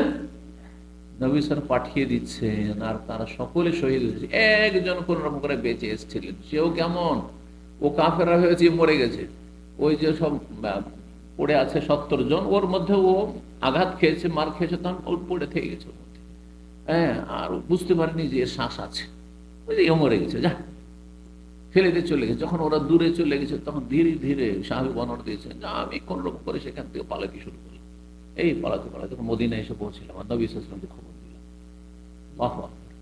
নবী সাল্লাল্লাহু আলাইহি ওয়াসাল্লাম এত এই শোকে মর্মাহত হয়েছিলেন যে আমার এই বিশিষ্ট সাহাবায়ে কেরাম যারা আলেম, হাফেজ, কারি, এরাকে এইভাবে মর্মান্তিকভাবে শহীদ করা হইল। 1 মাস ধরে বদদুয়া করেছেন এই কাফের বংশগুলির। তারপরে আল্লাহ রাব্বুল বললেন যে যথেষ্ট, আর তোমার ইখতিয়ার নাই যে তুমি ধ্বংসের দোয়া করবে। এটা আল্লাহ ধ্বংস করবেন না, তাদেরকে হেদায়েত নসিব করবেন, এটা আল্লাহর কাজ। এই মর্মে আয়াত নাযিল হল, লাইসা লাকা মিনাল আমরি শাইউন আও ইউআযিবুহুম, লাইসা লাকা মিনাল আমরি শাইউন ইম্মা ইয়াতুবু আলাইহিম আও ইউআযিবুহুম ফাইন্নাহু যালিম। হয় আল্লাহ তওবা কবুল করবেন, নয় তাদের হেদায়েত নসিব করবেন, আর না হলে তাদেরকে আযাব দিয়ে ধ্বংস করবেন। এটা একমাত্র আল্লাহর কাজ, কোন ব্যক্তির সিদ্ধান্ত না। যদি নবী সাল্লাল্লাহু আলাইহি ওয়াসাল্লামকে এই কথা বলা হয়, তো আমি আপনি কে যে আমার আপনার দুশমন হলেই আর দাওয়াতের শত্রুতা করলেই বদদুয়া করে দেবো আর ধ্বংস হয়ে যাবে? হতে পারে আল্লাহ ধ্বংস চাইনি, তাদের হেদায়েত নসিব করেছেন। যারা আমাকে আজকে গাল দিচ্ছে, তা হতে পারে 10 বছর পর তারা হেদায়েত হবে। আমার ধ্বংসের দোয়া কেন আল্লাহ শুনবেন? হ্যাঁ, এর চাইতে বড় ফায়দা যে তারা হেদায়েত হয়ে গেল, ঠিক না? আর তাদের মধ্যে কত লোক হেদায়েত হবে? ধ্বংস হলে তো ওখানে শেষ হয়ে যেত, অফ হয়ে যেত সেখানে। কিন্তু এই সিলসিলা চালু থাকলো, এক জমানে গাল দিয়েছে, তারপর ওরাই দিনের দায়ী হয়ে গেছে। হচ্ছে না? হচ্ছে না? যে এই জন্য কখনো তাড়াহুড়া করবেন না, আল্লাহর ফয়সালা, আল্লাহ ভালো জানেন এতে কি আছে। তো ঘটনা এই ছিল যে 1 মাস ধরে তারপরে রাসূলুল্লাহ সাল্লাল্লাহু আলাইহি ওয়াসাল্লাম কি করেছিলেন? অনুরোধ করেছিলেন, হিনা কোতেলাল কোররাও, যখন এই উলামায়ে কেরামগণ, সাহাবায়ে কেরামগণ নিহত হয়েছিলেন, মানে শহীদ হয়েছিলেন তাদের হাত, কাফেরদের হাতে। ফামা রাআইতু রাসূলুল্লাহ সাল্লাল্লাহু আলাইহি ওয়াসাল্লাম হাযানা হুজনান কাত্তু আশাদ্দা মিন, আমি রাসূলুল্লাহ সাল্লাল্লাহু আলাইহি ওয়াসাল্লাম, বর্ণনাকারী কি আনাস বলছেন, আমি রাসূলুল্লাহ সাল্লাল্লাহু আলাইহি ওয়াসাল্লামকে জীবনেও এত বেশি শোকে মর্মাহত হতে দেখিনি যতটা এখানে হয়েছিলেন। এর চাইতে বেশি এত কঠিন মর্মাহত হয়েছিলেন, শোকার্ত হয়েছিলেন, যে এইরকম শোকে কখনো নবী সাল্লাল্লাহু আলাইহি ওয়াসাল্লাম তার জীবত সে দেখেনি। এত কষ্ট, অথচ নিজের স্ত্রী নয়, নিজের ছেলে মেয়ে নয়, হ্যাঁ, তাই না? তা এটা হচ্ছে দিনের মায়া, এটা হচ্ছে দিনের বন্ধন, হ্যাঁ, দিনের সম্পর্ক, দিনী ভ্রাতৃত্ব। ইন্নামাল মুমিনুনা ইখওয়া, যে আমার এই দিনী ভাইরা, এইভাবে তারা দিন শিখাতে গিয়েছিল, দিনের দাওয়াত দিতে গিয়েছিল, ইসলামের দায়ী ছিল, প্রচার প্রসার করতে গিয়েছিল, আর তাদেরকে এইভাবে শহীদ করা হয়েছে। 1 মাস ধরে রাসূলুল্লাহ এই কাফেরদের বদদুয়া করেছেন, যেটা বীর ইবনে উমরের ঘটনা ছিল। 41 নম্বর অধ্যায় বলছেন বাবু, এই অধ্যায় হচ্ছে মাল্লাম ইউজহির হুজনা ইনদাল মুসিবাতে, কোনো ব্যক্তি যদি মুসিবতের সময় নিজের শোক প্রকাশ না করে তাহলে এটা আবার কেমন, জায়েজ না না জায়েজ, এটা আরো ভালো করতে পারে। মারা গেছে আলহামদুলিল্লাহ, আলহামদুলিল্লাহ পড়েছেন ঠিক আছে, কিন্তু যে কেউ আসছেন আলহামদুলিল্লাহ, আল্লাহ আমাকে ধৈর্য ধারণের তৌফিক দান করুন, আল্লাহর জিনিস আল্লাহ নিয়ে গেছেন আলহামদুলিল্লাহ, খুবই ভালো। তাহলে না কান্না করলো, না ভেঙে পড়লো, না এমন হইলো যে একেবারে হাই কি হইলো আমার জীবনটা বেকার হয়ে গেল, না কিছু না, আলহামদুলিল্লাহ আল্লাহ আমার এটা ইন্নালিল্লাহ, আমরা সবাই আল্লাহ। দেখেন হাদিসের দলিল, তার আগে একটি আসার নিয়ে এসছেন, বলছেন ওয়াকালা মুহাম্মদ ইবনে কাব আল কোরাজি, মুহাম্মদ ইবনে কাব আল কোরাজি তিনি বলেছেন আল জাযাউ, জাযা মানে হচ্ছে অস্থির হয়ে যাওয়া, অধৈর্য হয়ে যাওয়া। যখন মানুষের উপর শোকের ছায়া নেমে আসে, কোনো মুসিবত নেমে আসে, তখন অধিকাংশ মানুষ কি হয়ে যায়, অধৈর্য হয়ে যায়, অস্থির হয়ে যায়, নিজেকে আর কন্ট্রোল রাখতে পারে না। এটাকে জাযা বলা হয়েছে। এটা ভালো জিনিস নয়। জাযাটা কি জিনিস, আরবিতে যেটা জাযা বলা হয়েছে, আল কাউলু সে মন্দ কথা বলা, অবাঞ্ছিত কথা বলছেন আপনি, যেটা বলা উচিত নয়। ওয়াজান্নু সে আর কুধারণা রাখা, যে আল্লাহ কি করলেন, এটা আমার ভালো হইল না, একটা আমার সন্তান ছিল, একটা আমার কাজের যোগ্য হয়েছিল, একটা এই ছিল, একটা আমার মেয়ে ছিল, আর তো কিছু নাই, সেটাই চলে গেল। না না না, ধারণা কুধারণা আল্লাহ সম্পর্কে, যে আল্লাহ আমার ভালোই করলো না, খারাপই হয়ে গেল ভাই, চাকরি চলে গেল, আর মনটা খুব খারাপ, না না না আলহামদুলিল্লাহ আল্লাহ ছিল, চলে গেছে চলে গেছে, আল্লাহ জিনিস আল্লাহ নিয়ে নিয়েছে, যে কোনো জিনিস হোক না কেন। তো বলছেন যে মন্দ কথা বলা, খারাপ কোনো মন্তব্য করা মুসিবতের সময়, আর কুধারণা আল্লাহ সম্পর্কে, তকদীর সম্পর্কে কুধারণা রাখা, আমার আর সফল হইতে পারলাম না, আমার জীবনটাই ব্যর্থ, এই কারণে কিন্তু অনেকে না, এটা হচ্ছে কি অধৈর্য হওয়া, অস্থির হয়ে যাওয়া, যেটা ইসলাম স্বীকৃতি দেয় না। ওয়াকালা ইয়াকুব আলাইহিস সালাম কি বলেছিলেন, কখন বলেছিলেন? ইউসুফ আলাইহিস সালাম, ইয়াকুবের কে ছেলে, ছেলে ইউসুফ বিন ইয়াকুব বিন ইসহাক বিন ইব্রাহিম, সবাই নবী, নবী বংশ পরম্পরা নবী, সুবহানাল্লাহ। এইখানেই শুধু রয়েছে ইউসুফ বিন ইয়াকুব বিন ইসহাক বিন ইব্রাহিম, 4 পুরুষ পরম্পরা নবী রসুল। এইরকম আপনি বংশ পরম্পরা নবী রসুল কোথাও আর কাউকে পাবেন না, কাউকে পাবেন না। মুসা পাবেন না, ঈসা পাবেন, মুহাম্মদ সাল্লাল্লাহু আলাইহি ওয়াসাল্লাম, মুহাম্মদ সাল্লাল্লাহু আলাইহি ওয়াসাল্লাম মাঝখানে গিয়ে দিয়ে ইসমাইল, মোহাম্মদ বিন ইসমাইল বিন, কারণ ওপরের বাপও তো বাপ, আমরা যেটাকে বাপ বলি না, ওপরে যতগুলি সব বাপ, কিন্তু এই জন্য আমাদের সিলসিলা আদম আলাইহিস সালামের সবার সাথে মিলছে, আমাদের সবার বাপ আদম আলাইহিস সালাম, বংশীয় বাপ, এটা রুহানি বাপ না, আদম আলাইহিস সালাম রক্তের বাপ, আদম আলাইহিস সালাম রক্তের সাথে আমাদের রক্তের সম্পর্ক আছে না নাই? জি। তো মুহাম্মদ সাল্লাল্লাহু আলাইহি ওয়াসাল্লাম বিন ইসমাইল বিন ইব্রাহিম, ওখানে গিয়ে তো ইউসুফ আলাইহিস সালামের এই বৈশিষ্ট্য ছিল যে 4 পুরুষ পরম্পরা, সবাই নবী রাসূল। তো ইউসুফ আলাইহিস সালামকে যখন কূপে ফেলে দেওয়া হইলো, আর বলা হইলো যে আকালা হুজদেব, নেকড়ে বাঘে তো খেয়ে নিয়েছে, আমরা একটু খেলাধুলায় ব্যস্ত ছিলাম, আর অমনোযোগী হয়ে যে নেকড়ে বাঘে খেয়ে নিয়েছে। মিথ্যার আশ্রয় নিয়ে কতদিন আর মিথ্যা টেকে রাখবে, আর কত যে শোকে মর্মাহত হয়েছিলেন ইয়াকুব আলাইহিস সালাম, কিন্তু এই শোকের অভিযোগ আল্লাহর কাছে, মানুষের কাছে কখনো করেননি।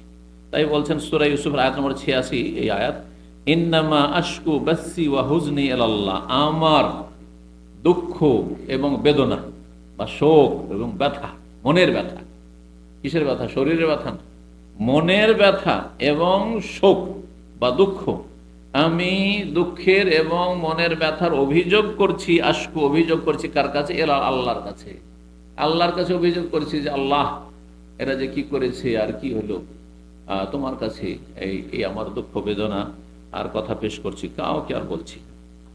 1301 নম্বর হাদিস। এই হাদিস দেখেন, হাদিস নিয়ে আসার উদ্দেশ্য হচ্ছে যে বিপদ আপদ এসেছে, আর প্রিয়জন মারা গেছে তারপর শোক প্রকাশ না করে স্বাভাবিক অবস্থায় থাকা। এই নজির পেশ করেছেন প্রখ্যাত সাহাবিয়া উম্মে সুলাইম রাদিয়াল্লাহু তাআলা, আবু তালহা রাদিয়াল্লাহু আনসারীর স্ত্রী, যার নাম বলা হয়েছে রুমাইসা ছিল, কিন্তু উম্মে সুলাইম বলে প্রসিদ্ধ। আনাস বিন মালিকের মা, আনাস বিন মালিকের মা। যখন আনাস বিন মালিকের বাপ মারা গেল, তখন বিয়ে হয়ে গেল উম্মে সুলাইমের আবু তালহার সাথে। তখন নবী সাল্লাল্লাহু আলাইহি ওয়াসাল্লামের খেদমতে নিয়ে এসে আনাসকে ছেড়ে দিলে।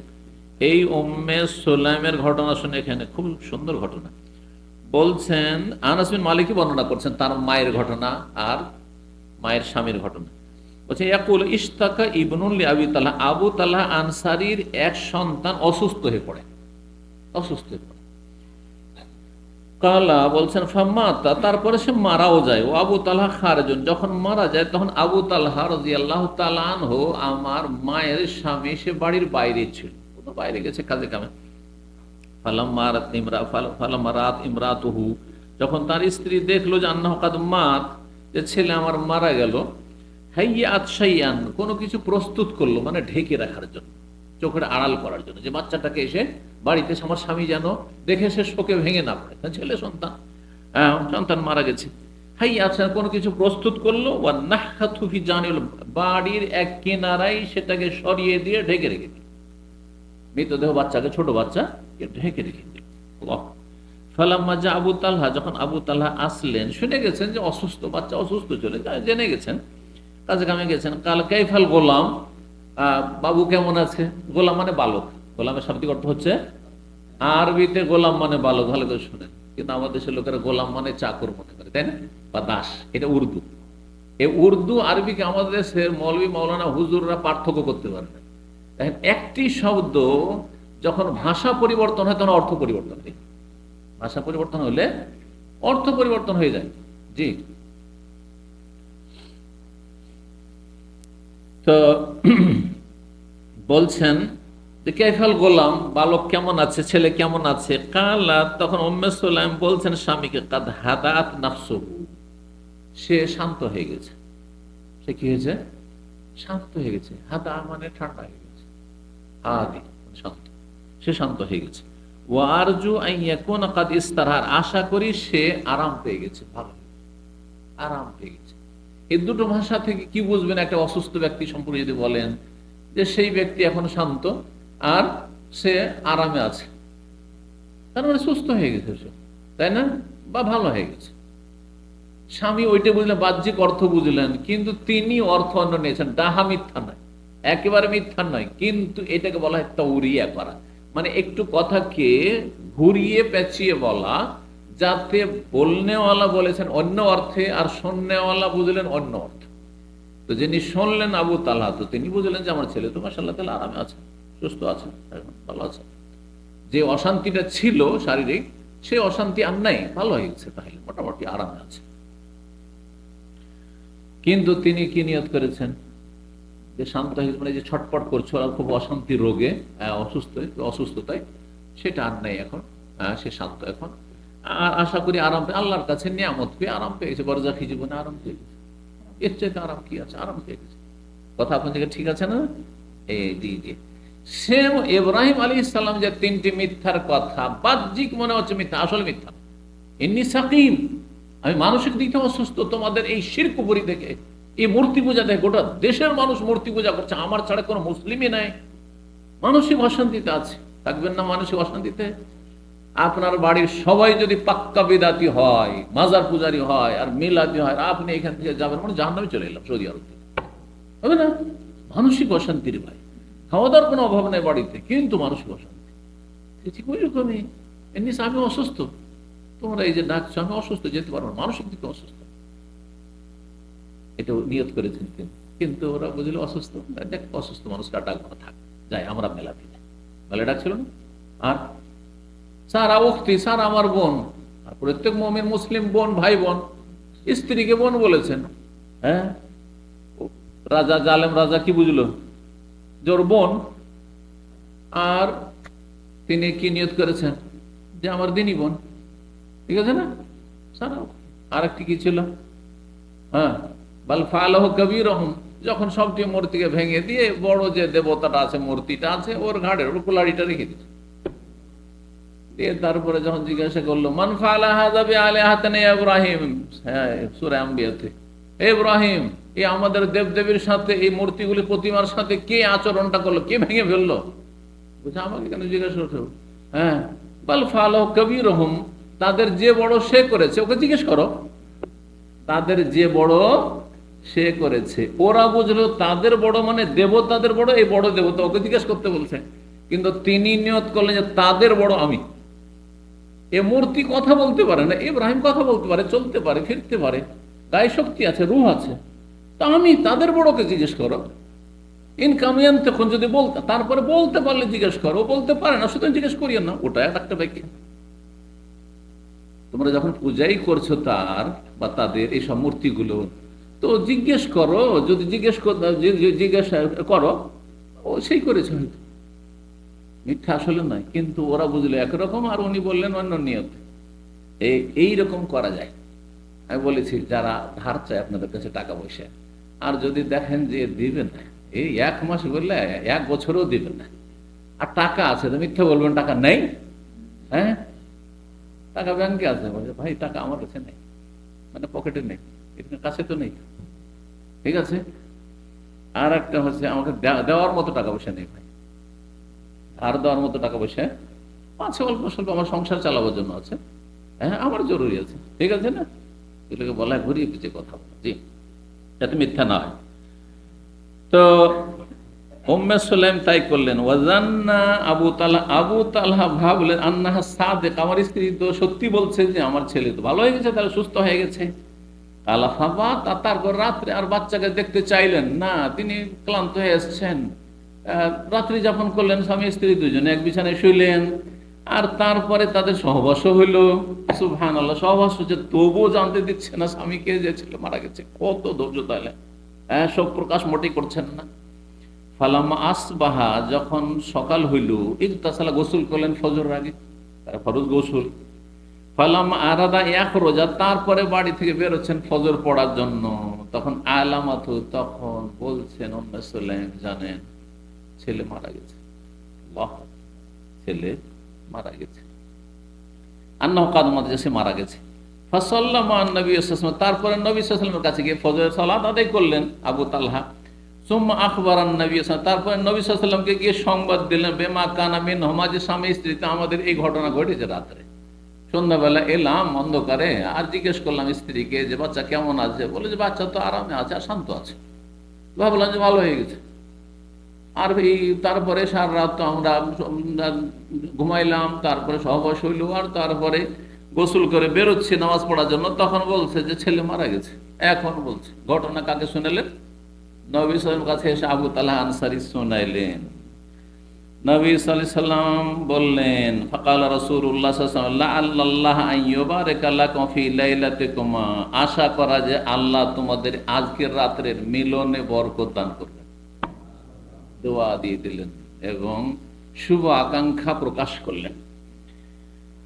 কালা সুফিয়ান, সুফিয়ান বলছেন, হাদিসের বর্ণনাকারী যে সুফিয়ান রয়েছেন, সুফিয়ান বিন ওয়াইনা, এখানে ওয়াইনা স্পষ্ট রয়েছে। সুফিয়ান বিন ওয়াইনা বলছেন, মুহাদ্দিস, তিনি মুহাদ্দিস। সুফিয়ান বিন, দুইজনই মুহাদ্দিস ছিলেন, সুফিয়ান বিন ওয়াইনা, কিন্তু সুফিয়ান বিন ওয়াইনা হাদিসে বেশি পারদর্শী ছিলেন, আর সুফিয়ান সাউরি ফিকহে পারদর্শী ছিলেন। তো বলছেন সুফিয়ান, কালা রাজুল মিনাল আনসার, ফাকালা রাজুল মিনাল আনসার, জনৈক ব্যক্তি আনসারী বললেন, ফারাআইতু লাহা, এই যে নবী সাল্লাল্লাহু আলাইহি ওয়াসাল্লামের দোয়া আর দোয়ার বরকত, আর তাদের যে সৎ নিয়ত, আর এই যে ধৈর্য ধরলে যে আল্লাহ উত্তম বিকল্প দান করে। একটা ছেলে মারা গেছে, একটা ছেলের বিনিময়ে আল্লাহ 9 সন্তান তাকে আল্লাহ দিয়েছে। বলছেন যে ফারাআইতু লাহা তিসআতা আওলাদিন, তার কয়েক বছর পরে দেখলাম যে তার 9 সন্তান রয়েছে। একটা ছেলে মারা গেছে, ধৈর্য ধারণ করেছে, আর তার শোককে কিভাবে সে লুকিয়ে চেপে রাখতে পেরেছে, আর স্বামীর সাথে মিলিত হয়েছে, স্বামীকে খুশি রেখেছে, যাতে করে রাতটা তার স্বামীর অশান্তির না হয়। তারপরে বলছেন যে 9 তার ছেলে আমি দেখেছি, কুল্লুহুম কাদ কারাল কোরআন, তাদের সবাই কোরআনের জ্ঞানী আলেম ছিল, সবাই কোরআন আলেম ছিল। আবু তালহার, উম্মে সুলাইমের 9 ছেলে। যথেষ্ট সময় হয়ে গেছে, সুতরাং এখানে আজকের আলোচনা শেষ করছি। রব্বুল আলমের কাছে দোয়া করি আল্লাহ রব্বুল আলম আমাদেরকে উপকারী জ্ঞান দান করেন, নেক আমলে তৌফিক দান করেন, বালা মুসিবত থেকে আল্লাহ হেফাজতে রাখেন, আর কখনো মুসিবত আসলে উত্তম ধৈর্য ধারণের তৌফিক দান করেন। সাল্লাল্লাহু সাল্লাম আলা নবিয়িনা মুহাম্মদ ওয়া আলা আলিহি ওয়া সাহবিহি আজমাইন।